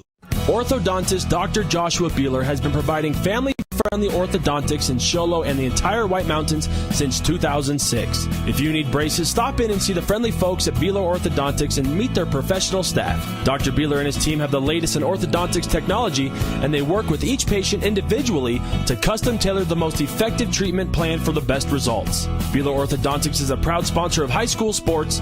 Beeler Orthodontics, lit to smile, love your smile. Winning takes focus, preparation, and support. Keep focused on your dream career while saving thousands in tuition costs at Northland Pioneer College. We're here to support your goals and see you succeed. Visit npc.edu to see our programs. An academic advisor will get you on the right path to achieve your educational goals. Northland Pioneer College, expanding minds, transforming lives. When you think glass, think Deemer's Glass in Lakeside. Deemer's Glass offers the best selection of quality glass with affordable prices. They do full home window packages, replacement windows, custom shower doors and enclosures, custom mirrors in many shapes, styles, and colors. Glass doors and hardware, commercial glass for buildings and offices, skylights, screens, fire-rated glass for your fireplace or stove, window film, and more. Visit Deemer's Glass today on Porter Mountain Road in Lakeside or call 1-888-GLASSMAN. You've been there, waiting forever at the gas station for the guy to free up so we can fill up your propane tank. Or worse, when the only qualified propane technician decided to stay home that day. Yep, you've been there and I have too. That's why now I get my propane from Ace Hardware every time. You get Ace Hardware's world-famous customer service when you stop in for propane. That's right, you get in, you get out, and you get a great deal on propane and everything else. From Ace Hardware at their locations in Pine Top and Heber. Ace Hardware is proud to support White Mountain Sports. At Summit Healthcare, you'll find a level of care you might not expect from a rural hospital. We've recently received 5 stars from CMS, a prestigious ranking that less than 5% of facilities in Arizona earned. Our cancer center has proven its level of advanced care with a national accreditation from the Commission on Cancer. And we continue to add more doctors and services so that you don't have to leave the mountain to find the care you need. At Summit Healthcare, we're elevating care here at home. Hungry for a win? Your stomach is always a winner at Aliberto's. Open daily 7 a.m. to 11 p.m., Aliberto's is the best place for breakfast, lunch, and dinner to satisfy your hunger for real fresh Mexican food.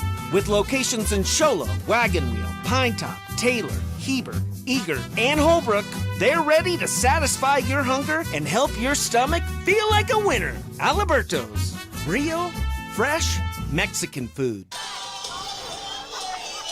5 seconds here.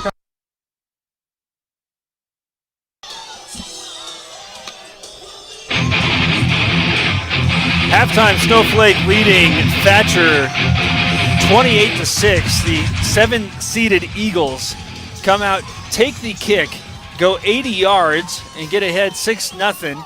Have their extra point snap sail between the holder and the kicker. Still are nearly able to get a couple of points out of that one after some really fancy footwork, but falls incomplete. Then the Lobos turn around, go 3 and out, including a 7-yard sack on their first play. And the fans that are sitting around us were getting a little bit of an OMG kind of vibe to them. Thatcher takes the ball, can't get any more points out of it. And since then, what has been the biggest change with the Lobo offense? Man, I feel like, Derek, they went to that running game with Brimhall. You know, we saw them have some success in that early in that first quarter, 5-6 yard gains with Brimhall, but then they really just started dedicating themselves to it. Cantrell wasn't trying to do everything. Where he made the big play in that first quarter was on the find to Davin McCray for 34 yards after he was pressured, right? I mean, the only reason that happens is because he's a running threat quarterback. But, I just really feel like they dedicated themselves to establishing the run first, not being scared of that big defensive line for the Eagles. And since then, we've seen them rip off 28 points. And to your point, Brimhall gets 29 yards on his first 3 carries. Surprisingly, Jet McCray has 6 touches that have combined for 54 yards, 40 of those coming on the ground. He has been a nice change of pace back for Brimhall, both of them lightning fast, of course, but it's providing an awful lot of opportunity, I think, for Snowflake to move Brimhall off into the slot, kind of take some of the Thatcher defenders out of position that then opens up some of these lanes for McCray. Reason why that is of such importance, Cantrell, not just incomplete on his first 3 passes, talked about the 7-yard sack as well. He did not look like he was in any kind of sort, so getting that ground game going was vital. Yeah, no doubt. It really allowed him to settle into the game. It allowed that Lobo offense to gather their breath a little bit and say, okay, here we're still the higher seed. They're on our home turf. Let's go take care of business, because the Eagles came out and snatched momentum. This was their game in that first quarter.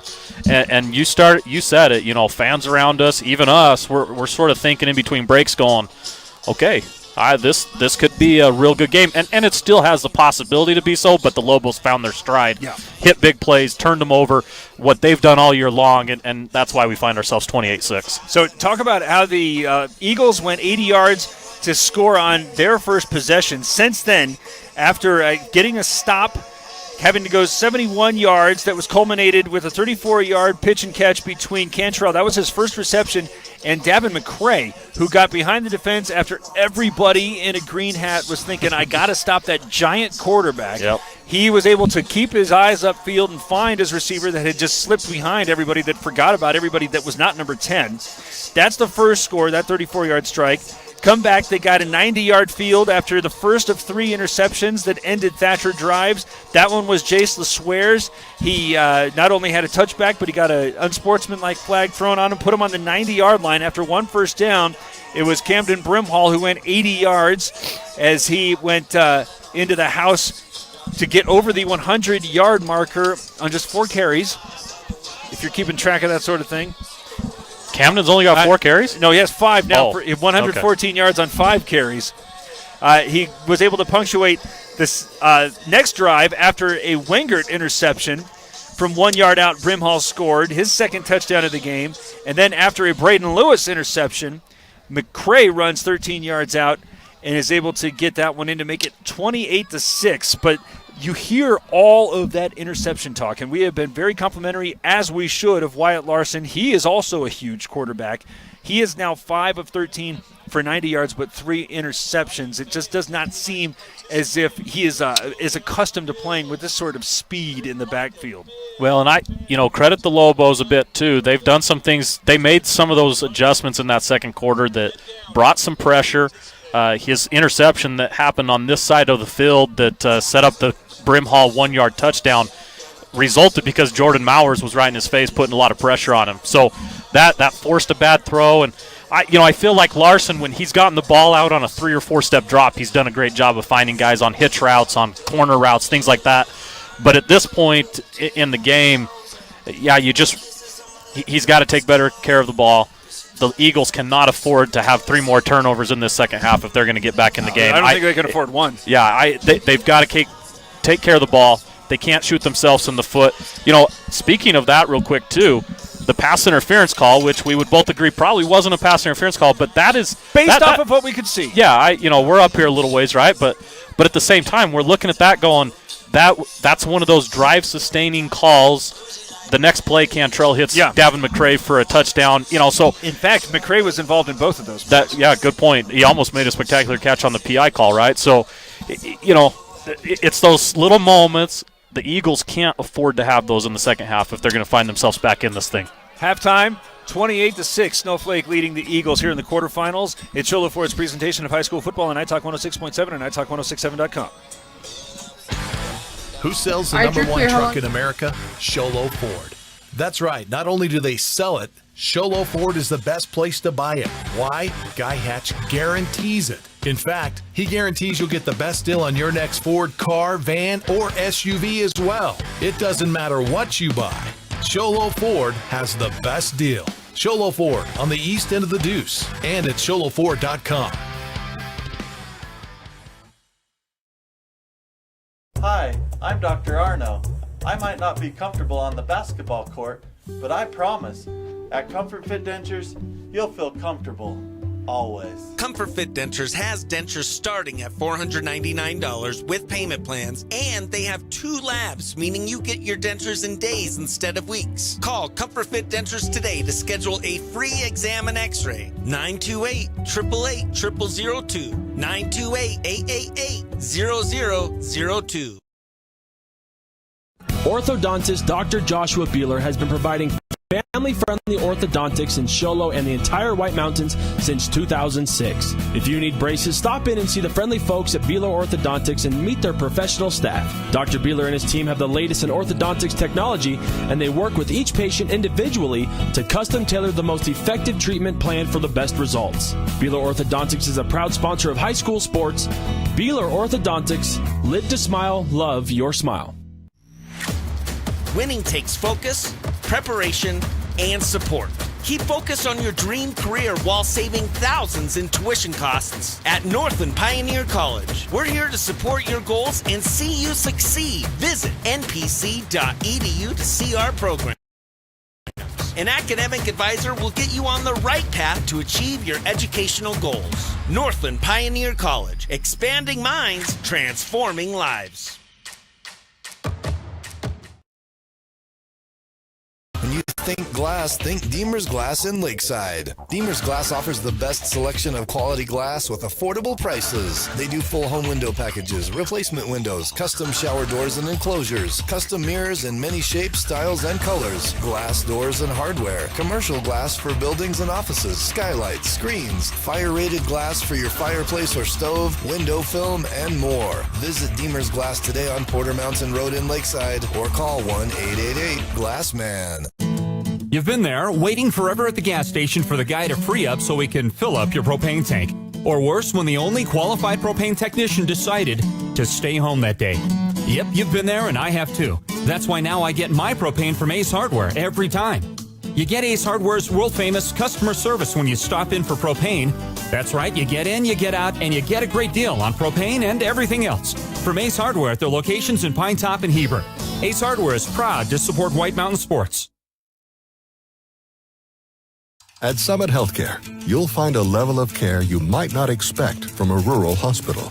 We've recently received 5 stars from CMS, a prestigious ranking that less than 5% of facilities in Arizona earned. Our cancer center has proven its level of advanced care with a national accreditation from the Commission on Cancer.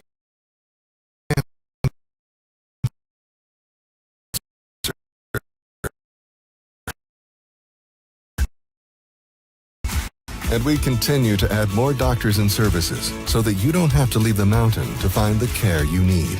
At Summit Healthcare, we're elevating care here at home. Hungry for a win? Your stomach is always a winner at Aliberto's. Open daily 7 a.m. to 11 p.m., Aliberto's is the best place for breakfast, lunch, and dinner to satisfy your hunger for real fresh Mexican food.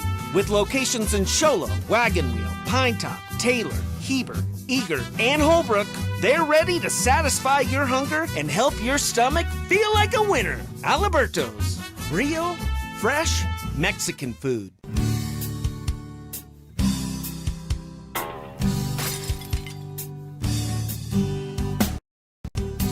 I got this. Don't take time out of your busy day. Let Mountain Mobile Auto Glass come to you. All our technicians are certified by the National Auto Glass Safety Council. Mountain Mobile Auto Glass will give you $50 cash, free movie passes, and free dinner. 536-5972. Mountain Mobile Auto Glass, cash back to you.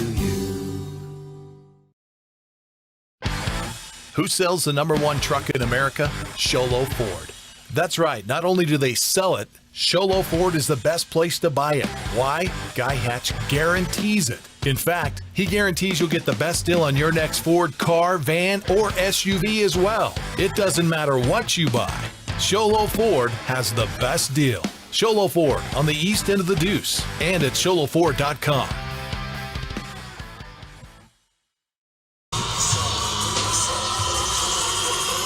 Halftime at Snowflake, the Lobos lead 28-6. Get you caught up on all the other scores. Round Valley playing shorthanded over at Yuma Catholic in the 4-5 ball game, and the Rocks lead 34-0 with about 5 minutes to go in the second quarter. This one is going to get the winner of River Valley and Valley Christian, and at halftime, Valley Christian leads 21-14. That one sounds like it is going to be tight going down. The only score that we've been able to see from ALA Gilbert North and Sabino was in the second quarter.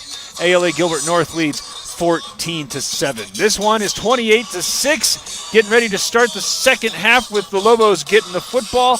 We'll have that for you next. It's Sholo Ford's presentation of high school football on iTalk 106.7 and iTalk1067.com. High school football playoffs are presented by Sholo Ford on the east end of the Deuce. Also brought to you in part by Christy Olson, Vice President of Guaranteed Rate Mortgage. You get championship mortgage service with Christy Olson. K&S Tech Services. Business owners' premier choice for computers, phones, and IT service. Flip Arizona. I'll buy your house in any condition. Flip Arizona. The Carriage House. The Carriage House offers the finest in assisted living. First Propane. First Propane is first in service. Good Luck Snowflake. Joe Bjorn, State Farm Insurance. Home, auto, life, and business. Positive Solar. Positive Solar is a positive investment. Win State, Lobos. Hi, I'm Dr. Arno. I might not be comfortable on the basketball court, but I promise, at Comfort Fit Dentures, you'll feel comfortable.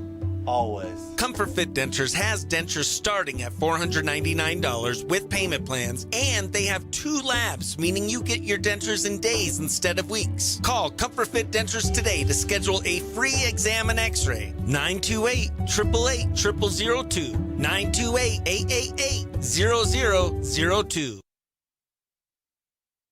8-6 to start the second half. The Lobos, the second-seeded Snowflake Lobos, leading the 10th-seeded Thatcher Eagles.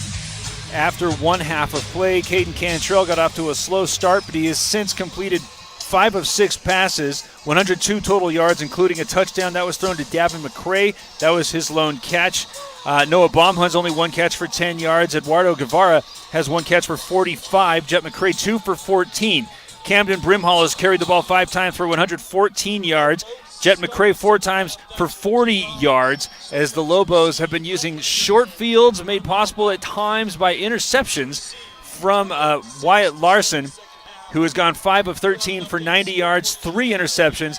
Brandon Napier has 3 catches for 52 yards. Slade Shoup has 3 catches for 48 yards. Joshua Mangum has been the primary ball carrier 9 times for 38 yards. Aiden Bingham has carried 6 times for 20 yards. This is the Northland Pioneer College kickoff. When it's time to kick off your college education, do so at NPC as it's going to roll out of bounds. Wengert wisely waiting on that one, though it was starting to get into the danger zone, as that was going to be well beyond the 10-yard marker, and the Eagles were in pursuit. But the flag comes out, and the Lobos will get it at the 35. You can't fault Thatcher for trying, as they are finding themselves in a huge deficit, need to get a stop, and need to stop giving it away.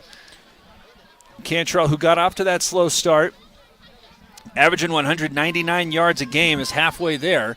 Don't know if this is necessarily going to be riding on his shoulder, as he's set up in the backfield with Camden Brimhall. Remember, just told you, 114 yards on just 5 carries, got 80 of them on one burst. He's going to be on Cantrell's right, 3 receivers going out wide left, and that includes Baum, who's again set up in the middle. Claret on the near side on the edge, but hold the phone. The referee coming to blow that dead. I'm not sure. Ball was set up in the middle, and they're going to move it to the near hash. So it doesn't seem as if it's convinced Snowflake to do anything differently as far as the way the Lobos were set. Again, Brimhall standing on Cantrell's right, takes the shotgun snap, and the stoppage is a result of, I believe. Oh, I thought the clock didn't start. That happened almost immediately. Wow.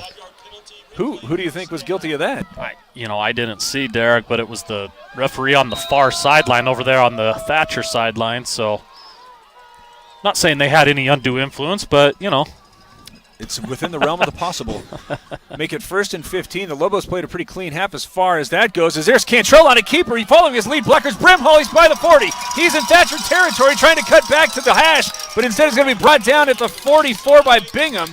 A big gain of 26 yards and a Comfort Fit Denture first down. I did not anticipate that.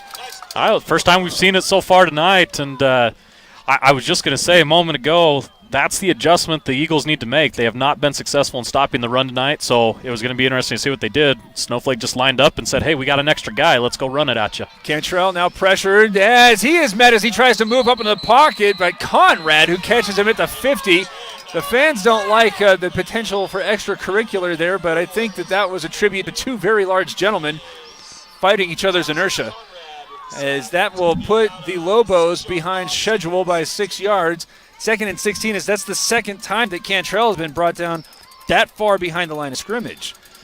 Puts it right at midfield. And to me, that's the adjustment, Derek. They've got to get pressure with their front 4, and if they can do that, they'll get the Lobos off balance here. Interesting, they're cover 0. As now coming in motion is Brimhall. Fake the handoff to him. Now sent him in a swing pattern, and he cannot hang on to it. Well, he did catch it. As the fans are, again, hoping that was going to be whistled, but I think that whomever was there for the Eagles thought that was going to be a fumble, as Conrad was there with the stop. Well, Camden Brimhall, he had a lot of space in front of him. Just a white line came up and tripped him up, unfortunately, but good blocking scheme out in front of him there. If he's able to corral that in, he's going for some good yardage. In fairness to Brimhall, that pass did hang up a little bit. That was not nearly as simple as just running underneath it and going. As he moves to the left of Cantrell, clock running with 10 minutes and 10 seconds to play. 4 receivers set with 3 going wide left. 3rd down and 15 as Cantrell fakes the give. That was actually 2 Wingert as he's trying to get this one to Baum, who's nearly interfered with, and there's the flag. Fairs was there in coverage. He kind of reached out, and as soon as you extend those arms, it's not going to result in anything good from the defensive backs. Well, one thing we've seen all year, too, excuse me, I'm talking over the ref there, but one thing we've seen all year, too, out of the high school referees is if you don't make an attempt to get yourself turned around, head turned around, you're going to get that called on you every single time. And unfortunately for Ferris, that's exactly what he did. He never got that head back around and kept arm fighting with Baum. So it was a long 15. Then just as had happened in the first quarter, that PI flag does not result in the first down. It will be 3rd down and less than 1. Snowflake, even after the timeout, doesn't send anybody in. So Thatcher's defense is forced to maintain as now the officials are blowing the play dead, and maybe somebody has convinced the officials to measure it, and Thatcher called timeout. Yeah, I didn't see them. Well, the Thatcher sideline is off and yelling at the official, but I don't think that he's going to be able to change any minds. In any event, Thatcher uses its first timeout, trailing 28-6, 3rd and 1. Coming up, it's Shola Ford's presentation of high school football on iTalk 106.7 and iTalk1067.com. When you think glass, think Deemer's Glass in Lakeside. Deemer's Glass offers the best selection of quality glass with affordable prices. They do full home window packages, replacement windows, custom shower doors and enclosures, custom mirrors in many shapes, styles, and colors, glass doors and hardware, commercial glass for buildings and offices, skylights, screens, fire-rated glass for your fireplace or stove, window film, and more. Visit Deemer's Glass today on Porter Mountain Road in Lakeside or call 1-888-GLASSMAN. Orthodontist Dr. Joshua Beeler has been providing family-friendly orthodontics in Sholo and the entire White Mountains since 2006. If you need braces, stop in and see the friendly folks at Beeler Orthodontics and meet their professional staff. Dr. Beeler and his team have the latest in orthodontics technology, and they work with each patient individually to custom tailor the most effective treatment plan for the best results. Beeler Orthodontics is a proud sponsor of high school sports. Beeler Orthodontics, lit to smile, love your smile. Before the 3rd and 1 play, Thatcher was whistled an unsportsmanlike flag that did give the Lobos a comfort fit denture first down. So Wenger now comes from the left to the right. He's able to start that one on the 20 and take it inside the 15 for a gain of 6. But there, I think, Abe, is an example of what the Lobo onslaught is doing to the Thatcher psyche. Yeah, and I feel like that timeout by Thatcher was just simply for the coach to go make a stink about the call, because as soon as that timeout was made, he just came storming onto the field. The flag came on a member of his secondary. Here's another handoff to Wenger. He is going to approach the yard mark. No, he's not. He's just going to approach the line of scrimmage. It wind up with 1 yard. So it's not just the coaching staff that's experiencing some heat under the collar. That is also the players. As here's a 3rd down and 3. With, again, Wenger, the lone man in the backfield. Instead of giving it away to him, they're going to go to the near side where Baum watches as Ferris falls down in the end zone, and it's a wide-open throw and catch from 14 yards out for a Mountain Mobile Auto Glass touchdown.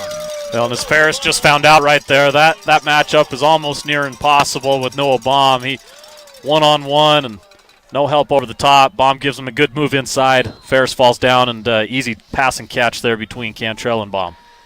And that now makes it a 34-6 ball game. Thatcher, which scored on its opening possession, could not get the extra point, so it is already a 4-score ball game. Now trying to make it involve. Oh, well, hold the phone. That looked like the right side of the Snowflake line was blue. 5-yard penalty. Repeat the try. So push it back 5 yards. 2 procedure flags here on this opening possession for the Lobos. But that pales in comparison to what Thatcher did with the pass interference and then the unsportsmanlike flag. That's 30 yards worth of whoopsie-doodle. As here's Crockett trying to attempt another extra point that is down and up. Yeah, and no good. Looked left.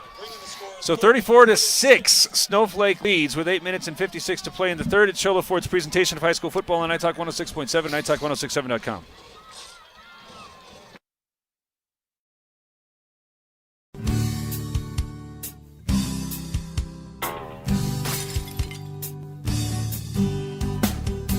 I got this. Don't take time out of your busy day. Let Mountain Mobile Auto Glass come to you. All our technicians are certified by the National Auto Glass Safety Council. Mountain Mobile Auto Glass will give you $50 cash, free movie passes, and free dinner. 536-5972. Mountain Mobile Auto Glass, cash back to you. Before this Northland Pioneer College kickoff, tell you that ALA Gilbert North is now leading Sabino 21-7 in the third quarter. They've started the third quarter. Valley Christian still leads River Valley 21-14. River Valley got the ball to start that. Crockett's kick bounces at the 25, starts rolling out of bounds. It's the third time we've seen this from either side. Well, no running clock in that ALA Gilbert Sabino game yet, huh? Infraction, blue. Ball will be placed on the 35-yard line. First down, White. My only question is, whomever was responsible for starting that chatter, are they embarrassed? Or are they too busy trying to gap Sabino by more than 2 scores? Got their hands full. Yeah, it's going to be a fun weekend next weekend, Derek. Regardless. No matter how it breaks out, yes, there's going to be some good football played. Here come the Eagles, trailing 34-6, 8:56 to play in the third quarter on the 35-yard line. Jones is trying to find something, but he is just bouncing around behind the line of scrimmage before he is mercifully brought down by one of the Lobos. Brimhall was there. Once again, Lobos not allowing a big first down gain, Derek, and that's a big adjustment in this game, as the defense early on for Snowflake just did not seem to match the intensity that was being brought by the Eagles, and that second quarter swung things back into their favor for sure. Got 3 receivers at the line. Single man in the backfield as a man comes in motion as Jones faked the handoff. Now trying to find some movement, and it's going to be brought down by the 30, and I believe that Larson lost his mouthpiece. That might be a glass-shattering hit of the game from Deemer's glass. Yeah, anytime you see a mouthpiece fly 10 feet in the air, that might win the Deemer's glass shattering hit of the game. That might have to be just a default award, right? You know, mouth guard goes out, you automatically get Deemer's glass shattering hit of the game. Dustin Newby there forcing the reconfiguration of face mask protection. Third down and 10 as Larson going and dropping back and has a man wide open over the middle, but it's too low and he falls incomplete. Pass was intended for Slade. Well, and that's exactly what the Eagles wanted, is they get their best wide receiver wide open, middle of the field. That was going to go for a big gain, but Wyatt Larson just misfires on the throw, and he definitely has not been as sharp over the last quarter and a half at this point, so we'll see if he can get back on track. Tanner Rios is into punt. Brimhall waiting for it on his own 35. Good snap. Kick is away. It's a high hanger that forces him back toward the 30.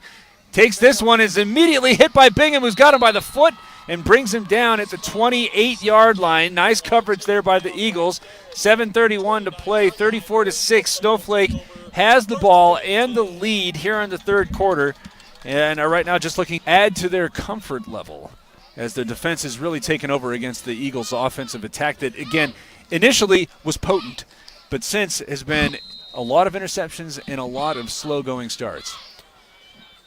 Well, and you'll see Jet McCray going to get the call in here as Rhett Wenger went to the bench. We'll see if they go to the sophomore. He's carried a big load here in the quarterfinals of the playoffs.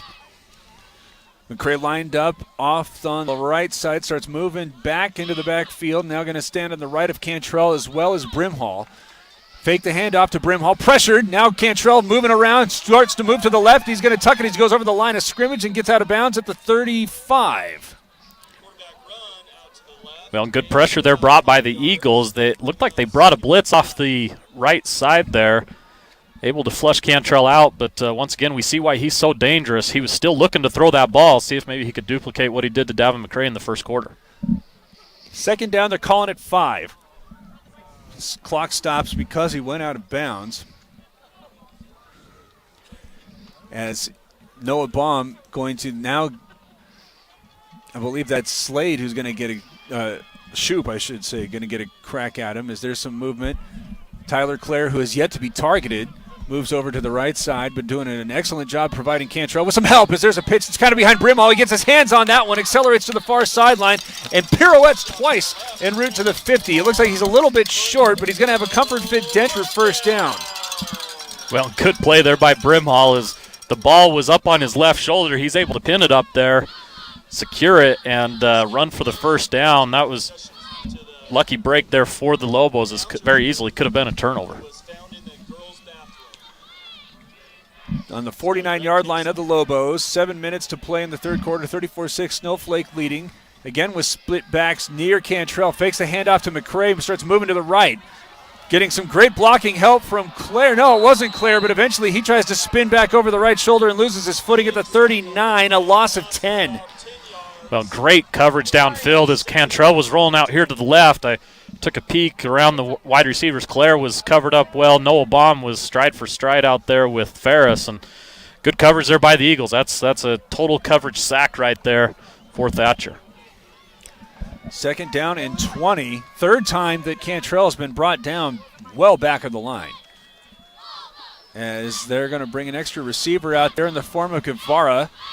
Move him into the slot off to the left. 2 receivers to the near side with Camden Brimhall, the single back. Cantrell, who's 7 of 11 for 116 yards, sets up the draw to Brimhall, who's going to get held up again by the shirt tails as he's trying to get beyond the line of scrimmage. Instead, going to be brought down by Peter Green for a 4-yard loss. Well, good idea by the Lobos there to try to take the Thatcher Eagles' aggressive defensive front and catch him off guard. But big Peter Green right there, the nose guard in the middle of that Eagles defense, he's got at 350. You're not moving him out of the middle very easily, and he was there to meet Brimhall. 3rd down and a lot, calling it 25. Got to get it all the way out to the Thatcher 41. As from the shotgun, trips going to the left. Cantrell, hard count, now drops back. 5-step drop, looking it over the middle where he's got Baum with some separation. It's going to help and get it at the 30. He's still on his feet at the 20, and he's into the end zone for a 75-yard score and a Mountain Mobile Auto Glass touchdown. And Cantrell throws another dart to his favorite target on the year, Noah Baum. That'll put him up over 1,000 yards for the season. And, man, just another pretty ball by Cantrell. We've sort of seen him do this, as you see on the replay here.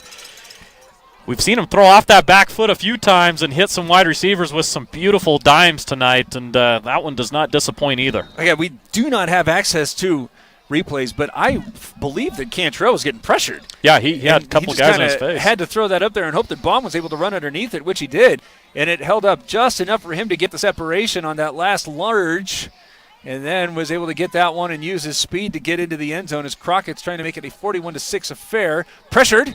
Gets that one away, and it looks good. It is good. We'll be 41-6 with 5 minutes and 13 seconds to play in the third quarter. It's Sholo Ford's presentation of high school football on iTalk 106.7 and iTalk1067.com. Clear for 30. Who sells the #1 truck in America? Sholo Ford. That's right. Not only do they sell it, Sholo Ford is the best place to buy it. Why? Guy Hatch guarantees it. In fact, he guarantees you'll get the best deal on your next Ford car, van, or SUV as well. It doesn't matter what you buy. Sholo Ford has the best deal. Sholo Ford on the east end of the Deuce and at sholoford.com. Next week, the Lobos, it looks as if at this point, are going to get the winner, Valley Christian and River Valley. All I can tell you is they're in the third quarter. It's 21-14 still. Valley Christian leading from the best of our knowledge. As this is a Northland Pioneer College kickoff. When it's time to kick off your college education, remember, NPC has the lowest tuition in the state. Crockett this time just going to put a boot into it, and that's going to sail out of there. Wow, then again I ask, why not every time? Yeah, Sam got into that one. That was a driver off the deck.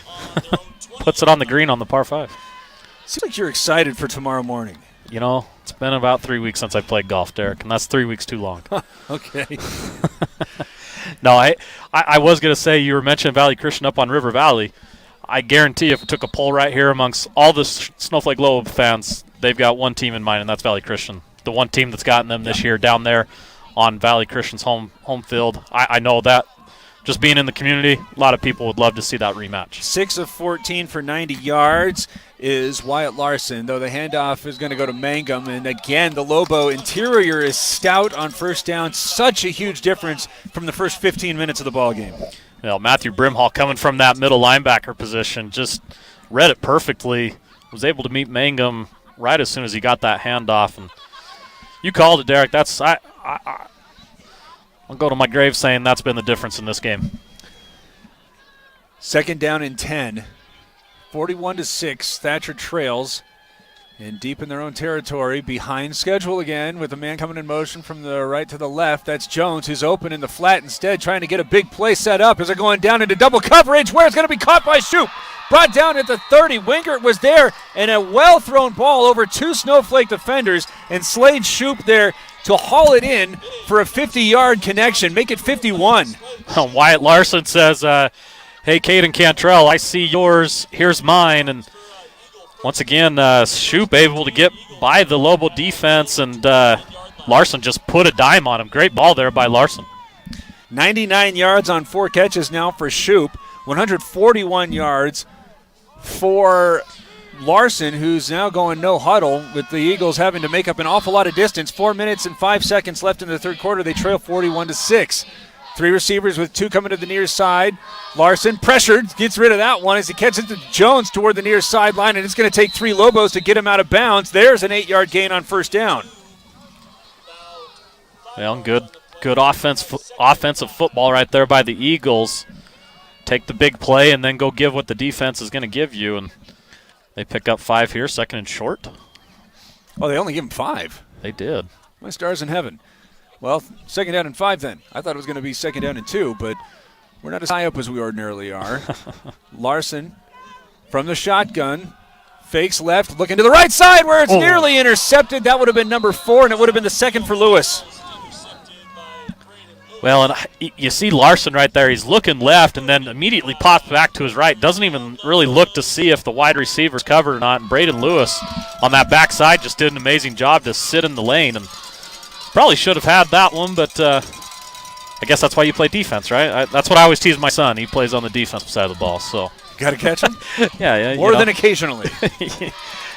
3:22 to go, and again, seeming like this is 4-down territory on the 24-yard line of the Lobos. 3rd down and 5 as Larson sends a man in motion. Is not Jones this time, as he's again looking toward the left where he has 3 receivers, pressured and brought down hard. Jacob Wagner with the huge sack. Wow, there's old Jacob Wagner. We haven't called his name too much tonight, but another one of those stud defensive linemen for the Lobos. You see him just shuck his block and blow up the pass plays. Larson was looking deep. It looked to me like he had a guy downfield too, Derek. He just couldn't quite get the ball off before Wagner got to him. Did Wagner come in late on a stunt? He was untouched. He's off that defensive end position. I didn't see him. Looks like we do have a replay coming through. Well, tell me what it looks like. Yeah. 4th and 15. As they're going to keep the offense out, working from the 34. Again, man in motion is Jones coming from the right to the left. Larson with the shotgun snack, and again pressured as Larson's being helped out by all sorts of holds, but still the Lobos are going to get to the quarterback eventually. Munoz was there, and a flag comes out as, there's a fight. Huge brawl now as a player loses his helmet. Now this is again coming after the play. That's big number 71, Scott Ambler, for the Thatcher Eagles, who's got his helmet off. And I think he threw a punch. He was definitely down there looking to scrap pretty heavy. Now, we've never had to discuss this, but is there any repercussions for the week after? Could this cost a Lobo a first half of play in the semifinals of the whole game? So this is huge. And if that's Munoz involved in it, that could be devastating. Dead ball, unsportsmanlike, White with an ejection. 15 yards, first down Blue. Now that is a great job of officiating, because in a situation like that, 41-6, tension's running high, and frequently what the officials are looking to do is try to find some way to offset that. Right. Hopefully they're recognizing what's at stake for Snowflake, trying to defend a state championship, and opt to just go ahead and have that one with the player who very obviously was throwing blows. Well, credit Snowflake. Coaches were immediately in there getting guys off. They understand what's going on, too. It was definitely instigated by big number 71 of the Eagles, but good for the Lobos to keep their head and not go in there and do battle as well, as they needed to keep cooler heads. You just point at the scoreboard at this point and say, hey, better luck next year, right? And again, I don't want to harp on this, but Larson eventually brought down. There were some very, very obvious holds going on there. Yeah. And if you are going at that lengths to try to prevent your quarterback from getting knocked around like Pinball Wizard, and he still gets hit hard like that, I don't understand why you're going to take that out on the opposition. Is there the handoff goes Wengert, goes to the right side, runs over the 45, lowers his head to get into the 43. And again, there's some very, very chippy play happening after the ball game. Well, and Easter Butler in at quarterback now too, Derek, and We'll see if, I would agree with this from Coach Solomon. You've got to recognize that Cantrell needs to be healthy for next week. And the week after. And honestly, at this point, too, you've got to have a conversation with your players. We cannot afford anyone to get kicked out of next week. Wenger trying to hesitate before he goes up the middle, but he's going to be stood up by still a very big interior for Thatcher Conrad there to keep him at just a 1-yard gain, make it 3rd down and 4. Yuma Catholic at halftime is leading Round Valley 48-7. A good season, and you can really see the impact from a school with such a small enrollment over the course of having to play the 3A conference. Saw this again last year, where they got into the playoffs and just kind of hit the wall. But great season for the Elk, who are going to suffer just their 2nd losses. Here's the option coming to the near side. Wengert trying to get to the edge, but he is knocked out of bounds, and another flag comes out as there is a late hit on one of the Eagles, and the officials trying to get in there before the logo sideline in its entirety converged on what they felt was not entirely fair play. Yeah, and hold that thought. I won't Dead talk. ball, personal foul, White. 15 yards, 1st down. So that'll be a Comfort Fit Denture 1st down, just to add insult to insult? Insult to insult, insult to injury, whatever you want to say at this point. But, if you're Thatcher, I would call timeout here. I'd let my boys know, look, we've got to play hard, but you can't play unfair or dirty, right? And it's not that they're trying to. I felt like that play, you see it happen all the time, right? You're playing hard. It's hard to know exactly where that out-of-bounds line is, and if you push a kid down, you push a kid down sometimes, right? 41-6, Snowflake leading, 64 seconds left in the 3rd quarter. It's Sholo Ford's presentation of high school football, Night Talk 106.7 and NightTalk1067.com. River Valley ties You've been it. there, waiting forever at the gas station for the guy to free up so he can fill up your propane tank. Or worse, when the only qualified propane technician decided to stay home that day. Yep, you've been there, and I have too. That's why now I get my propane from Ace Hardware every time. You get Ace Hardware's world-famous customer service when you stop in for propane. That's right, you get in, you get out, and you get a great deal on propane and everything else. From Ace Hardware at their locations in Pine Top and Heber. Ace Hardware is proud to support White Mountain Sports. 1st and 10 after Thatcher uses its 2nd timeout. Butler throwing this one to the near sideline where it's grabbed by McCray. He's forced out of bounds by Bingham after a gain of 4. This is, talking about trying to go deeper down the depth chart, and it's really turning McCray into a valuable weapon. Yeah. What year is he? Sophomore. Yeah, who's now that was his 7th touch, 3rd catch for 18 yards now. Well, and in junior high, watched him play quarterback all through his junior high years. And there, pitches on the deck. Thatcher, no, they're going to say it was a forward pass, and indeed it was. That's another great call from this crew. The clock, though, is running, and now it's stopped.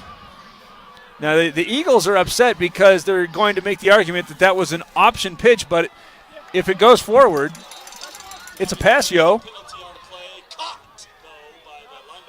Oh, and there's a flag sitting in the defensive backfield. And they're going to walk Coach Jones back to the sideline. And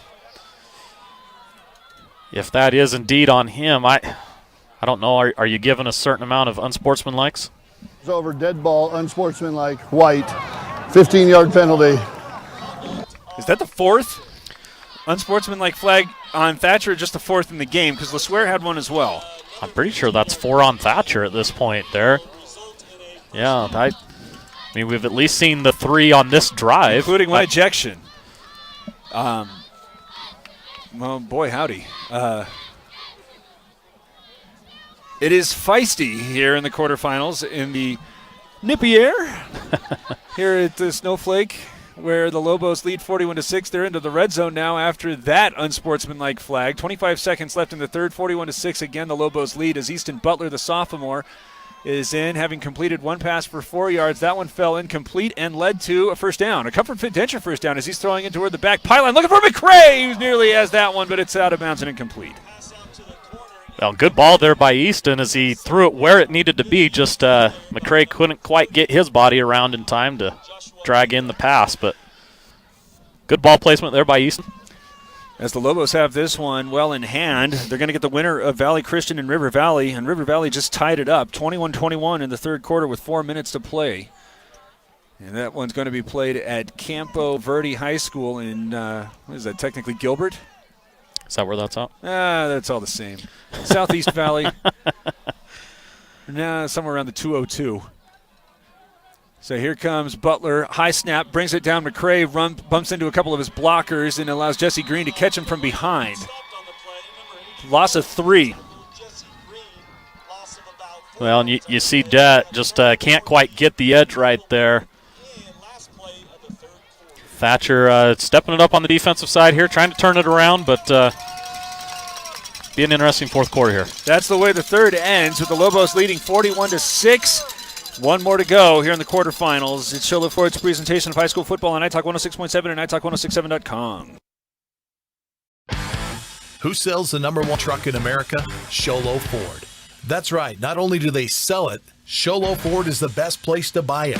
Why? Guy Hatch guarantees it. In fact, he guarantees you'll get the best deal on your next Ford car, van, or SUV as well.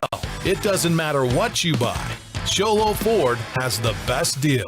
Sholo Ford on the east end of the Deuce and at sholoford.com.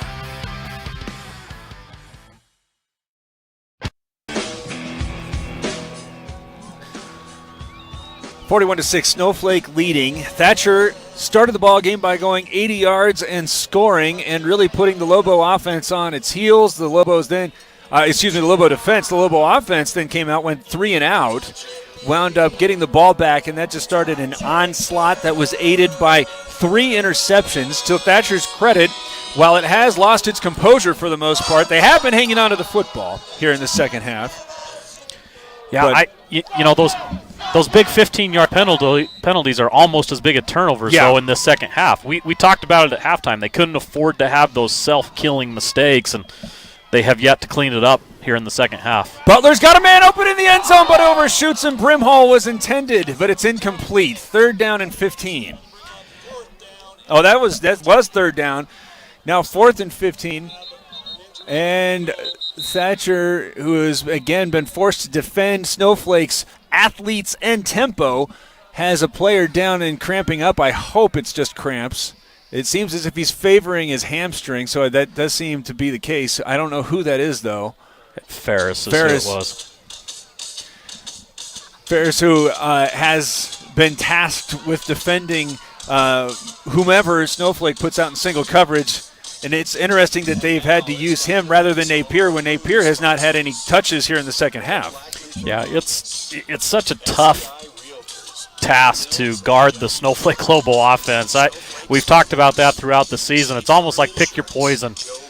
Do you want to try to stop the passing attack? Do you want to try to stop the running attack? Do you double team up over the top? It's a tough thing to do, and credit Snowflake for keeping teams off balance the majority of the season. And that's why we've seen them hang so many points. I mean, it's after that first week and their loss to Valley Christian, we've just seen Snowflake go on a tear, 50-plus points a game, and they're not going to slow down again tonight, being 41 here in the fourth quarter, still looking to throw the ball. So, got a couple scores here as ALA Gilbert North is now leading Sabino 35-7 with about a minute to play in the third quarter. Still no running clock. No, if you're keeping track of that sort of thing, which we are. I do not have an update after the 21-21 score. No, I can tell you they're in the fourth quarter now. River Valley and Valley Christian still tied at 21 as Crockett is going to attempt one from neighborhood of 33. Snap is down, the kick is away, and it is good. Make it 44-6 with 11 minutes and 50 seconds left in the ball game. It's Sholo Ford's presentation of high school football on iTalk 106.7 and iTalk1067.com. Hi, I'm Dr. Arno. I might not be comfortable on the basketball court, but I promise, at Comfort Fit Dentures, you'll feel comfortable. Always. Comfort Fit Dentures has dentures starting at $499 with payment plans, and they have 2 labs, meaning you get your dentures in days instead of weeks. Call Comfort Fit Dentures today to schedule a free exam and x-ray. 928-888-0002. 928-888-0002. Northland Pioneer College always sponsors the kickoff, so when it's time to kick off your college education, go to the college with the lowest tuition in the state of Arizona. You know, especially after these last two ball games, that it's Northland Pioneer College. Crockett been responsible for so many of those reminders as the Lobos have now gone over the century mark in their last two affairs, and as that one may have been contacted, it's going to be an awkward hop and gathered in by Bingham. Hesitates as he gets to the 20, still on his feet as he's hit the 30, and finally brought down by a trio of Lobos. Got a lot of unfamiliar numbers coming out for Snowflake as it leads 44-6. One number I am seeing, Derek, is big Tony Munoz, and his arch nemesis 71 is not out there, but I could tell you one thing, being a coach myself, I would have grabbed that young man's face mask and said, I need you next week. Yes. I'm excited for you to be out there. I want to watch you play football, but I need you out there next week. I may have misspoken. I think I was recognizing a lot of the special teams players. There's still an awful lot of the first unit out for the Lobo defense as the handoff is going to Mangum, trying to get to the left edge and eventually stumbles down for a 3-yard gain. But again, got to continue to tribute the Snowflake front seven as they were getting pushed around on first down. You do have Dustin Newby down, it looks like, number 21, holding his wrist.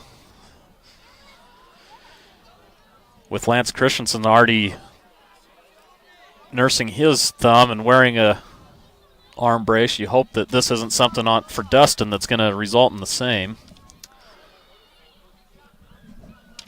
Well, 11:27 to go in the fourth, and it's looking like he might need a minute, so we will give him some privacy with his team leading 44-6.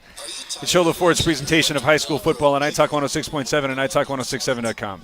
When you think glass, think Deemer's Glass in Lakeside. Deemer's Glass offers the best selection of quality glass with affordable prices. They do full home window packages, replacement windows, custom shower doors and enclosures, custom mirrors in many shapes, styles, and colors, glass doors and hardware, commercial glass for buildings and offices, skylights, screens, fire-rated glass for your fireplace or stove, window film, and more. Visit Deemer's Glass today on Porter Mountain Road in Lakeside or call 1-888-GLASSMAN. When you Well, that looks momentarily disastrous, but Newby's up and he's looks like he's doing okay. It sounded as if from the video that they were seeing that there was concern about one of his shoulders' integrity, but he's not really favoring anything, though it looks like he is anxious to start losing some of the protective equipment as there's a fake from Larson. He's going to stay up on his feet as he's over the 40 to the 45 and then finally tracked down at the 50. It will be a comfort fit denture first down and a gain of 17 for Larson. Now it looked like big Bryce White chases Larson down, but not after he gains 20 or so. But, Wyatt Larson, the senior, giving it his all here, Derek, as he finishes out his high school career. Less than 11 minutes to play. His team's down 44-6 as he's going to keep this one, but he won't make it back to the line of scrimmage as he's brought down. Is that Slade Fish, number 51? I might be wrong on that, but Ty Solomon, he's able to blow through that interior blocking for the Thatcher Eagles and bring down the big 6'8", or 6'4", excuse me, number 8. That spot was dripping with gravy. As I thought he was going to be marked down for like a 4-yard loss, but instead it's about 1 yard. Make it second down and 11. Jones again in motion behind the line of scrimmage. Shotgun snap. Larson looking in that direction. He's got him there as a safety, but he's instead going to hang on to that one. No, he does get rid of it to Jones, who's going to be struggling to get to the line of scrimmage. Tiptoes along the far sideline, but steps out of bounds at the 48-yard line from Snowflake. Make it a 3-yard gain, but that is a tough way to gain 3 yards. Man, I'll make it 4. Daniel Jones just would not be denied on that one. And right at the end of the play, after he had stepped out of bounds, just gave Garrett Flake the old 1-2 as he ran him over. But make it third down and 8. They're in Lobo territory, and I got to imagine the punter is probably going to be getting the rest of the night off. Trailing 44-6, the Eagles. Send Larson under center, I formation behind him. 5-step drop, starts moving the pocket to the near side. Ball fake, now on the move, throws this one where he's got a man open underneath, but it's incomplete. Braden Lewis there to disrupt is that was very, very, very well thrown right up against the sideline. And great ball by Larson right there, and man, that's a great throw. Just couldn't quite haul it in. Lewis able to break that ball up. So still tied at 21, Valley Christian and River Valley. As I had suspected, the Thatcher Eagles do not have a punter on the field, needing 8 yards to maintain this drive with 9 minutes and 59 seconds left. 3 receivers on the line, 2 of them coming to the near side, including Shoop, who is out wide. From the shotgun, Larson fakes the handoff, drops back, is pressured in, will be brought down. No, he's momentarily had by Lewis, but staying on his feet, picking up the first down. He's already at the 30, puts his head down, and dives to the 28. Brewer was there, but Braden Lewis nearly had that turnover on downs. Instead, it's going to go as a 13-yard gain and a Comfort Fit Denture first down. Man, that's what being a big, strong boy like Wyatt Larson will do for you. And that was a unblocked linebacker coming after him, and Braden Lewis, and he's able to slip the tackle and pick up a first down. Braden Lewis, though, generously listed at 170. And, soaking wet. A legitimate 215-pound quarterback just said, as now he's going to keep this one, runs to the right side, still on his feet as he forces his way over the 30. That was actually an 18-yard gain, as I'm shortchanging Larson. Picks up 4 on that first-yard pickup, and a very impressive amount of moxie and spirit being shown by the Thatcher Eagles, who have just refused to give in despite having been shut out since their opening possession, trailing 44-6. Now 8 minutes and 50 seconds left. Well, Lobos not backing down either as they continue to gang tackle real well. Looking to the left, pump fake, now coming back to the middle where it's going to be picked off. Slade's got this one as he tries to step around one of Thatcher's receivers, but is instead brought down. The 4th interception that has been forced by the Snowflake secondary, and that one is probably going to do it. Well, not sure what Larson's looking at there. I understand going for the touchdown, but he's got a wide receiver running into the teeth of the defense right there, and Garrett Flake just makes the good read, steps in front of the pass, and turns him over again. Garrett Flake. We've already called his name for a potential glass-shattering hit of the game, as the Snowflake secondary's got lots of fingerprints on this one. Yeah, they've continued their dominance tonight, Derek, that's for sure. Easton Butler back out as quarterback. He's got running backs on either side. Guevara in single coverage on the near side and looking in this direction. Whips a pass toward him, but it's low and incomplete. I almost wonder if that ball got tipped. It looked like it came out sort of wounded duck style right there. Yeah, this is fell short about 5 or 6 yards. Experience for Easton Butler, a sophomore, to come up against a man-sized defensive front and try to figure out how to throw over that. Well, Easton is a junior. A junior, beg your pardon. Heir apparent to Cantrell. We'll see what a few others in the program have to say about that, but. Well, they have experience trying to throw over man-sized fronts, as this one handed off to McCrae, and he is going to be stopped. Oh, that was not McCrae. Gage Papa. Gage also a sophomore. Oh, Valley Christian has gone ahead. River Valley with 5 minutes to go. 27-21, extra point pending. Winner of that one is going to get Snowflake. I can say with comfortable ease at this point. 8 minutes left, big deficit. This game's sort of the blowout out of all of them. I guess maybe ALA Gilbert's up big at this point, right? This one thrown into the flat. Claire is going to catch this one and run it very close to the yard marker. And I believe the signal is to move the chains. A Comfort Fit Denture first down. The one thing I want to mention, Derek, we had that good conversation with Coach Solomon before the game, and his tone was one of a little bit of trepidation. I would imagine if we had to talk with him now after the game, he's very happy with the way his team responded, especially after that first quarter and the way they've came out and played. They look like they're well on their way to being a very tough out next week and even in the state championship. They're looking well. Butler winds up as he's got a man with some separation, but it's going to be too strong and incomplete. Peyton Pop, I believe, number 22. So there's about 5 minutes remaining in the other quarterfinal matchup on this side of the bracket. Valley Christian trying to defend and advance for a rematch against the Lobos the way the season had started. We can try. Well, the Lobos are already at the line of scrimmage. Butler starts moving the pocket to the right now, slams on the brakes, winds up, and throws a sidearm pass. It's going to be again hauled in by Claire, retreats, and then accelerates over the 35 to the 40 before being brought down at the 42. 20-yard pickup. Comfort Fit Denture first down for the Lobos.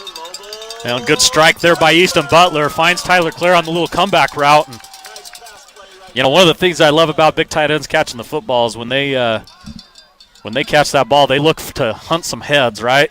Tyler Clare was looking to just go run someone over. Clare Jr., and his first 2 targets have been with Butler out there. Interesting. Just Nothing a big more. warm blanket. Yeah. First and 10 from the 42. Pitch this one out as we got a lot of new running backs in. Was that Merrick Goldberg? A freshman. Yeah, good for Merrick. He coached Merrick in baseball. Good young man. Freshman getting some time. And not that it matters, but I'm pretty sure that one official just domed the other. Team's glass shattering here in the game. Everybody is looking for the exit here. 6 minutes to play, 44-6. And Butler from the shotgun, 3 receivers going to his right. And offside come the Eagles to make it now more manageable, 2nd and 7. I believe that the score in the fourth quarter is still 35-7. Sabino trailing ALA Gilbert North. Did we have a final in Round Valley yet? I know that one they were struggling a bit, but is probably got the most time yet to play. But efforting as they're in the third quarter with 9 minutes to play. The Rocks 55-7 is now Butler looking to try to go over the middle where he's got a man again with some separation, but it's incomplete. Looking for that freshman. Yeah, looking for Merrick again. He was able to get a step or two. Just ball sailed on Easton there as he was looking for Merrick down the middle of the field. Clock stopped with 5:37 to go. 3rd down and 12 here for the Lobos, who, again, leading comfortably, getting valuable playoff playing experience for the depth chart, and getting ready at this point for Valley Christian, which has a 7-point lead over River Valley, but River Valley with the ball. From the gun, Butler. Pressure coming from the front and now the back. Big ol' 72. All 350 pounds taking out all 160 pounds of Easton Butler. That's what they call a mismatch. I believe this is the first punt for the Lobos since their first series. Yeah, Sam honestly hasn't had much to do tonight. Had the few extra points, 1 field goal, correct? Yeah. I think Brandon Napier is unwell. He's not back to receive this. Yeah, that's a good point, Derek. We have not seen him for a little bit. Snap had by Crockett, hesitates, now kicks it low. It's going to take a huge snowflake bounce at the 35 and keep on going at the 20. Bouncing to the 15, trying to get to the 10, but won't do so. And a great punt by Crockett is going to turn the field around. Thatcher now trailing 44-6, just 4 minutes and 38 seconds left, and has acreage in front of him. Well, looks like we do have some wholesale defensive changes at this point, Derek, on the Lobos side. Matthew Brimhall appears to still be out there, number 25, but other than that, I don't see any other starters. We got Mike Caldwell in the spy glasses on Thatcher's sideline, seeing Napier in a sling. So that would explain why he has been so quiet. That would explain why Ferris has been getting so much attention in single coverage. And that's unfortunate that the Eagles suffer a primary player loss there. Is there Larson trying to find one of 2 receivers, kind of split the difference, make it 2nd and 10.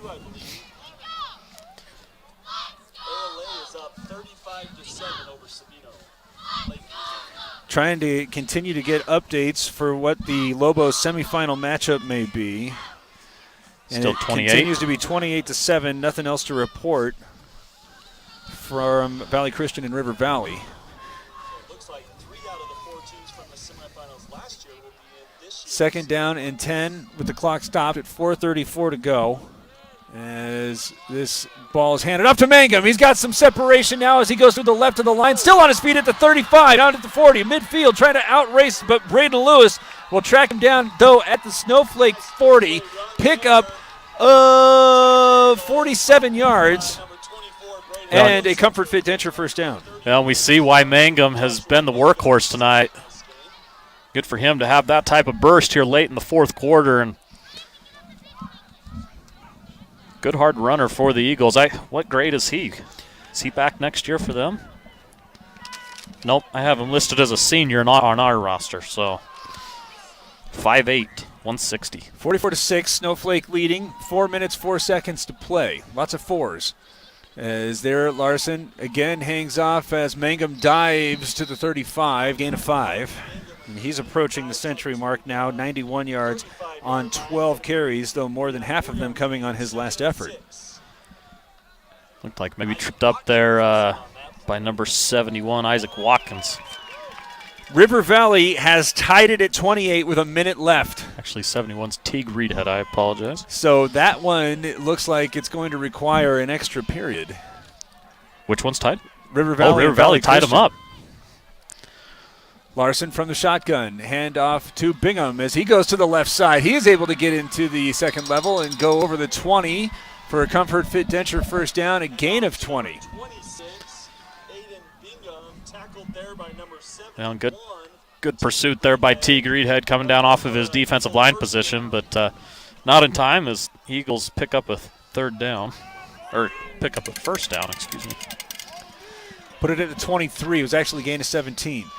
3 minutes, 3 seconds left, 44-6. Thatcher trails, but moving the football now as Bingham trying to go to the right side, spins after contact, falls forward inside the 20, gain of 4.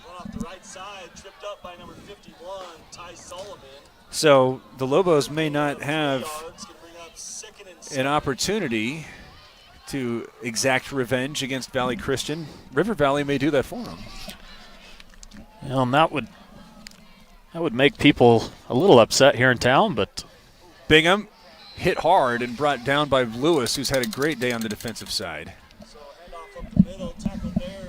Bingham, though, does gain 4. Make it third down, well, maybe 3.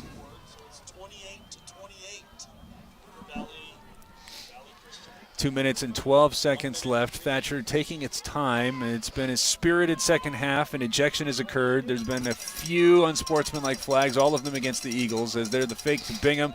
Sing it out inside to Pizas, who's trying to use a blocker to get toward the pylon, but he is going to be cut down by Flake. Man, Garrett Flake just coming from that free safety position and just blows him up. I thought initially that was going to be a easy touchdowns. It looked like the Eagles had numbers out there, but Garrett Flake using his speed to close the distance and lay the wood at the end of that play. So first and goal from the 3, 1 minute and 56 seconds left. Lobo fans are trying to exhort the defense to get one more stop as they fake the handoff. Larson falls toward the goal line and is short. They're going to call him short. When he got up off that pile, it looked like he was in the touchdown from the waist up. So the clock running now at 1 minute and 40 seconds. Again, this Lobo defense, this was a huge talking point coming in, having allowed just 2 touchdowns in the last 4 games. Thatcher scores on its first possession. But now in the last 90 seconds, trying to make it 2 touchdowns just to, kind of even it out a bit. As this time to fake it, keep it. Larson's in the end zone. He's got the score from 1 yard out. A Mountain Mobile Auto Glass score stops the clock with 1 minute and 22 seconds left and makes the score 44-12. And that'll be the high school career of Garrett Larson. And congratulations to that young man. I was impressed with what I saw of him tonight, Derek. He was a good quarterback, and I'm sure the Eagle program will miss him. 37 degrees here at 9:15 in the Is it that evening. cold? Yes, oh, it my is. word. I'm feeling every bit of it. I should have put on a few of those more layers. A 5th coat. or a second blanket. And he's not joking, ladies and gentlemen. He does have 4 coats on currently. Well, technically 2 of them are windbreakers. But oh, okay. I don't know if anybody's keeping that close to scoreboard. As that kick is up and good, make it 44-13 with 1 minute and 22 seconds left. As the Lobos are getting ready for either Valley Christian or River Valley, as they seem to be getting ready for overtime. And we will wind out the clock after this. It's Shola Ford's presentation of high school football on iTalk 106.7 and iTalk1067.com. Orthodontist Dr. Joshua Beeler has been providing family-friendly orthodontics in Show Low and the entire White Mountains since 2006. If you need braces, stop in and see the friendly folks at Beeler Orthodontics and meet their professional staff. Dr. Beeler and his team have the latest in orthodontics technology, and they work with each patient individually to custom tailor the most effective treatment plan for the best results. Beeler Orthodontics is a proud sponsor of high school sports. Beeler Orthodontics, live to smile, love your smile. Brimhall and Wengert are going back to the 20. They, I think, are anticipating something of a shorter variety. It's a Northland Pioneer College kickoff. When it's time to kick off your college education, do it at Northland Pioneer College, and you will pay the lowest tuition in the state of Arizona. That's value, baby. Those of us who are paying off student loans and will never stop. Oh, and look at this. With less than a minute to go, Valley Christian has gone ahead 34-28. A long kick is going to bounce, and Wengert will take it at the goal line and down it. And after he had attempted, I don't think he's going to be gratified with the touchback. Well, 35-28, Valley Christian. It seems to have run it in from the length I do not know, but that. You had talked about the Lobos wanting another crack, and Valley Christian says, let me see what I can do. Yeah. I'll be curious to see how they finish that game out, because how much time was left? Less than a minute. Less than a minute. So an exciting one down there in the Valley of the Sun. Oh. I wonder what the game time temperature in Gilbert-ish is going to be. Right, yeah. I'm guessing somewhere in the balmy 80-degree range. What time do they start? Is it fairly early in the afternoon? You know, at this point in time, I'm just looking forward to sweating. Yeah. Saturday will be when that one is going to be played. That one is run up the middle and brought down for no gain. The Thatcher fans approve, as there's now 65 seconds left, and because that was downed inside the 10, the Lobos can't really take a knee. But they're going to take all the time that they are allotted. Yeah, I would imagine Easton doesn't want that to happen again. So I would wait and watch that back judge. The moment he starts counting, that's when you'll want to snap the football. This should be the last time they have to do such. And what is it, 35-second play clock in high school, correct? And that time they do take a knee. And Thatcher is vacating.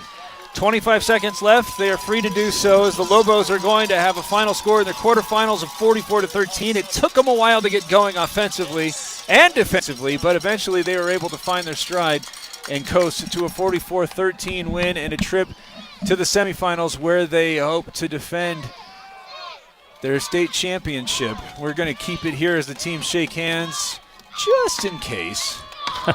As there's already been a bit of extracurriculars. There's already been one ejection, but it seems as if both sides are ready to permit cooler heads to prevail. So 44-13 is the final. We'll start the post-game conversation right after this. It's Shola Ford's presentation of high school football on iTalk 106.7 and iTalk1067.com.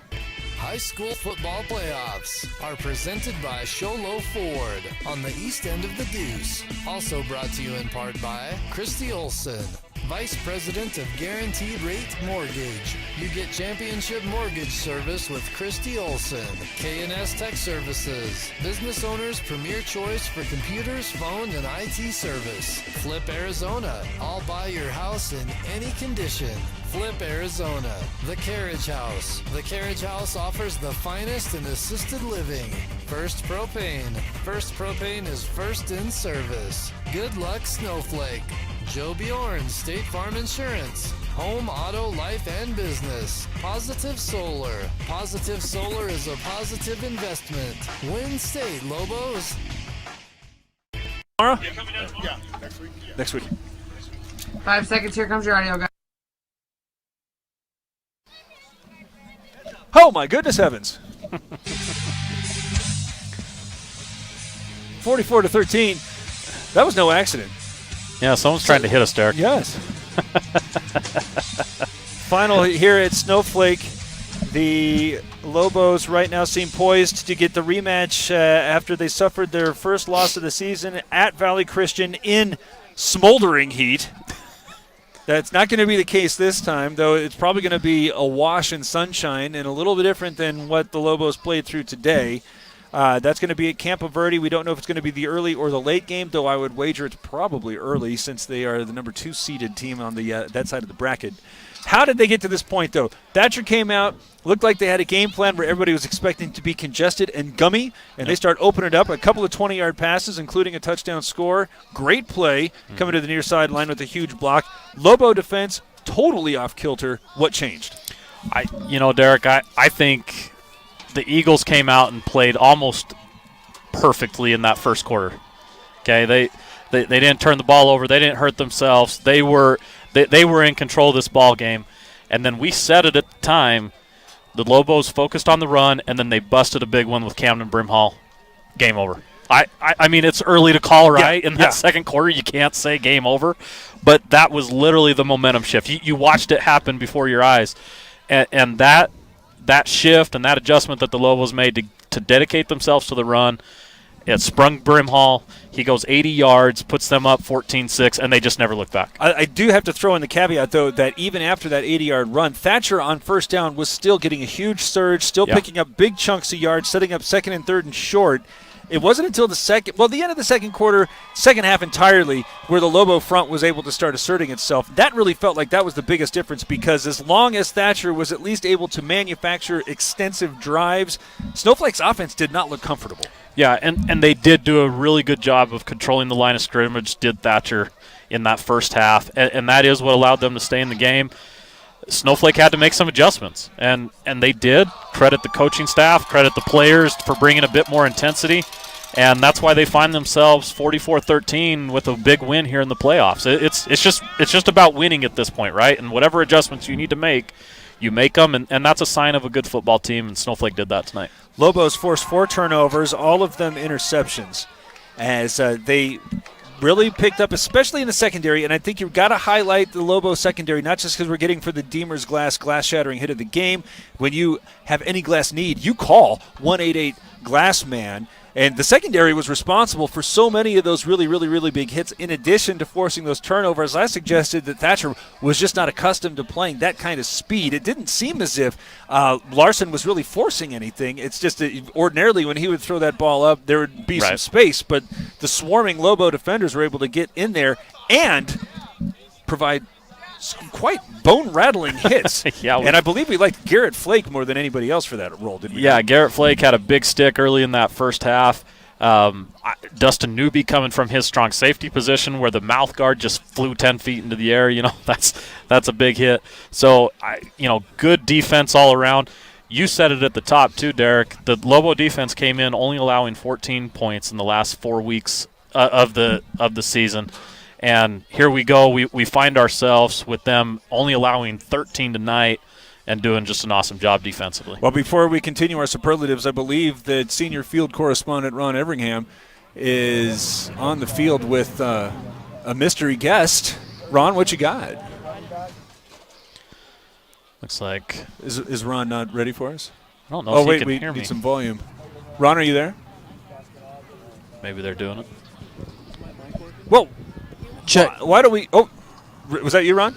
You got me? Oh, yeah, here we are with Coach. Coach, Coach and I were just down here. You guys missed the great talk, so. But no, we'll just recap it a little bit, Coach. We talked just a little bit about how in the first quarter there, it seemed like it was going to be a game, but you don't seem to have any concerns with a slow start or anything like that. What were your thoughts, and what did you say at halftime? Well, slower than what we've done the past few weeks, but that's a better football team than we've played. I mean, we've been saying all year long there's 7-8 teams in 3A that have a legitimate shot, and Thatcher's always been in that mix. I know they had 3 losses, once to a 5A team, one was to a good Pusch Ridge team that we barely beat by 5 points, and then another one to ALA Gilbert, who's still playing. So good football team, competitive game, rivalry game between the two of us, two very interconnected communities, and so you see that on the field. It translates into guys playing just a little bit harder and doing a little bit more, but great win for us, and got to give credit to our boys up front. Way outsized tonight. They have a massive offensive line, defensive line, but our kids managed to get it done. Let's talk about Valley Christian real quick. What do you feel like you're going to have to – is there anything you're going to have to improve on this week as you look towards Valley Christian? What are you expecting out of that matchup? Oh, everything. We're gonna need all our weapons, and we're gonna need all our guys playing well and be able to spread the ball around like we do, make them defend. Our backfield, our wideouts, and tight end, and everybody, and then defensively, we have to do the same thing. We have to defend the pass, the run. They do it all too. So that'll be a wide open game, and we'll have to play well. All right, Coach. Congratulations. On to the next level. Back to you guys. Thank you, Ron and Coach. As continue with the Beeler Orthodontics straight line play of the game. Beeler Orthodontics, lift a smile, love your smile. You'd already kind of alluded to this one, but 80 yards from Camden Brimhall. It's hard to think of a play that had as much of an impact as that. Yeah, I probably preempted ourselves a little bit on that one, right, Derek? But that was the momentum changing play of the game. You touched on it. A lot of great adjustments by the Lobos across the defensive and offensive side of the ball. But that one, that's the one where I think Snowflake was able to take a deep breath, say, okay, we're all right, we're up now, and they never did look back. They went on to score 34 unanswered points, and they're moving on. So that would be the straight line play of the game, brought to you by Beeler Orthodontics.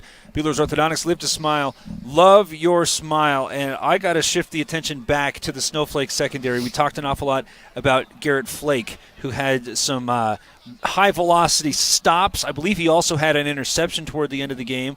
Jace LeSueur had an interception, locking up a couple of pretty good receivers. Rhett Wingert had a deflection that led to an interception and an interception. And Braden Lewis with a couple of big stops and a big interception as well. I think they have to be the Alberto's hungry players of the game, but I'm open to a discussion. I think you're exactly right, Derek. The interceptions are what changed the ball game as well. Camden breaking the 80-yard run's a big one, but after that run, Thatcher was driving. That's when Jace picks off that ball in the end zone. We talked about it at the time. It was 4th down. He probably should have knocked it down. But ultimately, that first turnover turned back a Thatcher drive that could have tied this ball game. And then at that point, who knows, right? Like maybe Camden's run isn't the Beeler Orthodontic straight line play of the game. But yeah, that unit all year long has been amazing. They've done a great job. And they have playmakers out there that can come up and hit you, and they can play great coverage and pick balls off. And, it gets a team like Valley Christian, if that's who they're going to face, if River Valley and that's gone final at this point, then Valley Christian, they like to throw the ball around, and that's going to be a huge dividend. So those are the Alberto's hungry players, plural, of the game. Alberto's real fresh Mexican food. We'll take a short break and then get you caught up on all the scores that we can. As this final was 44-13, the Lobos advanced to the semifinals again. And this is Shola Ford's presentation of high school football on iTalk 106.7 and iTalk106.7.com. Who sells the #1 truck in America? Sholo Ford. That's right. Not only do they sell it, Sholo Ford is the best place to buy it. Why? Guy Hatch guarantees it. In fact, he guarantees you'll get the best deal on your next Ford car, van, or SUV as well. It doesn't matter what you buy. Sholo Ford has the best deal. Sholo Ford on the east end of the Deuce and at sholoford.com. Hi, I'm Dr. Arno. I might not be comfortable on the basketball court, but I promise, at Comfort Fit Dentures, you'll feel comfortable. Always. Comfort Fit Dentures has dentures starting at $499 with payment plans, and they have 2 labs, meaning you get your dentures in days instead of weeks. Call Comfort Fit Dentures today to schedule a free exam and x-ray. 928-888-0002. 928-888-0002. Snowflake 44-13. The Lobos advance into the semifinals. The question was against whom? And that is going to be River Valley, falling short. Oh, you had us. Yes. 35-28. Valley Christian scores in the final 2 minutes after River Valley had tied the score at 28. I'm very interested to know exactly how that had happened. Yeah. Because it was a fast turnaround, kind of shades of the Sholo Round Valley game. That had so many points scored in the last 3 minutes as this one, well, just two touchdowns, but the stakes so much higher. So it will be Valley Christian. It will be a rematch, though interestingly, though the Lobos had lost in the opening week to Valley Christian, it will be the Lobos who come in as the higher seed, 3A East, what? Yeah, and they've really bounced back, right? First game of the season, tough opening matchup. They go down and lose, and really have not looked back since. Scoring 45-plus points a game, and they're rolling right now, Derek. If I'm anyone in 3A, I do not want to see Snowflake right now. Weapons all over the field. Defensively, they're playing lights out. They're doing a great job. But what if you're ALA Gilbert North, which is leading Sabino 38-7? And apparently have been about the social media talking about how much they'd like to, first get their hands on Snowflake, though Yuma Catholic is going to have a word or two to say first. And Yuma Catholic brings back their quarterback that took them to the state championship last year. So if I'm ALA Gilbert, I feel like at this point, I've only got to be worried about Yuma Catholic. Yeah. If they're looking forward to Snowflake, they will get beat by a good Yuma Catholic team. And they hung it on Round Valley tonight, correct? What was the final of that one? Well, that's not a final. They've played 3 quarters, and it's 61-13. Yeah, so they're dominating the Elks right now, and we've seen how good they are. So ALA Gilbert is going to have they're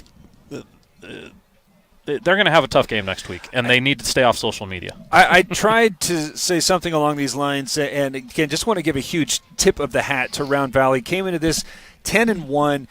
The enrollment should be smack in the middle of 2A conference eligibility, if that. Yeah. That might be a little bit of an aggressive estimation. Yeah, it depends on who we count, right? Yeah, well, and they're coming into it, again, hurt, just don't have the depth that you're going to see along the Snowflake or Sholo or even Blue Ridge sidelines. Blue Ridge dealt with so many injuries and we're still able to churn out playmakers, and Round Valley just does not have that kind of depth. Yeah. The players that they have, phenomenal. You need proof of that. 10-1, dude. Right. But you saw this last year, the first trip back into 3A for them. Got into the second week of the playoffs, and it just looked like the toll of playing these bigger schools kind of taxed them a little bit. Yeah. I'm not suggesting that. I'm not trying to take anything away from Yuma Catholic. Very good program. We saw them last year. But, again, I think if they play this game in September, Round Valley's not going to be hobbling around with a 50-point deficit. No, and we saw it when Snowflake went over there and played them. Mike and I were on the call on that one. And it was very evident that late in the season they were hampered by injury. They get worn out. You know, they played this Snowflake team neck and neck for 2 quarters, and then the second half, the depth of Snowflake and not having to deal with losing key players along both defensive and offensive sides of the ball. They were just able to overcome the Elks. So again, just to be clear, this is much love for Round Valley. Yes, 100%. And, again, great season. Great season, fighting for a region championship against much, much bigger schools. Gotta tip the hat. And I guess we could just leave it at that. Well, and we'll see what the AIA does, right? You know, there's always conversations and always talk. And one thing that the rural schools up here need to understand is we're going to be on top some years, and other years we're not. And hey, it makes it that much sweeter, right? So it will be Snowflake and Valley Christian at Campo Verde High School. It will be Yuma Catholic and ALA Gilbert North, whether or not those other games have gone final. It was announced here, interestingly, 3 of the 4 semifinal teams are going to be back. Yeah, that is true. The Lobos trying to defend their state championship. They're going to first get a rematch against Valley Christian. Keep an eye at iTalk 106.7's different media outlets to we'll let you know when that one's going to begin. We will have the audio feed for you, as it's going to be a big one. Potentially a big couple of weekends here as the Lobos are trying to defend their title. Yeah, and we talked about it with Coach Solomon at the top. He's really excited about this group. He feels confident in where they're at, and he's feeling great after this one. I can tell you that much. You heard it in his voice in talking with Ron, right? They've got a good group. They're well on their way to defending that state title. Last call here at Snowflake High School in the quarterfinals. The Lobos win 44-13. Get Valley Christian next week. Thank you so much for starting your weekend with us. Thank you, Abe, and everybody in the truck and on a camera. I'm Derek Palmer, and we'll be back with you for the semis next week. Until then, it's Sholo Ford's presentation of high school football on iTalk 106.7 and iTalk1067.com. When you think glass, think Deemer's Glass in Lakeside. Deemer's Glass offers the best selection of quality glass with affordable prices. They do full home window packages, replacement windows, custom shower doors and enclosures, custom mirrors in many shapes, styles, and colors, glass doors and hardware, commercial glass for buildings and offices, skylights, screens, fire-rated glass for your fireplace or stove, window film, and more. Visit Deemer's Glass today on Porter Mountain Road in Lakeside or call 1-888-GLASSMAN. This has been Sholo Ford's presentation of high school football on iTalk 106.7 KNKI Pine Top and iTalk1067.com. Brought to you in part by Northland Pioneer College, Ace Hardware of the White Mountains, Deemer's Glass, Beeler Orthodontics, Octopus Car Wash, Mountain Mobile Auto Glass and Tint, Little Bluebird Studios, Comfort Fit Dentures, Alberto's, and Summit Regional Medical Center. This broadcast has been a copyrighted production of iTalk 106.7 and Country Mountain Airwaves, a Kopaniki communications station. Any rebroadcast, retransmission, or use of this broadcast without the expressed written consent of iTalk 106.7 or Country Mountain Airwaves is strictly prohibited. For more information on this game and other games around the region, go to iTalk1067.com.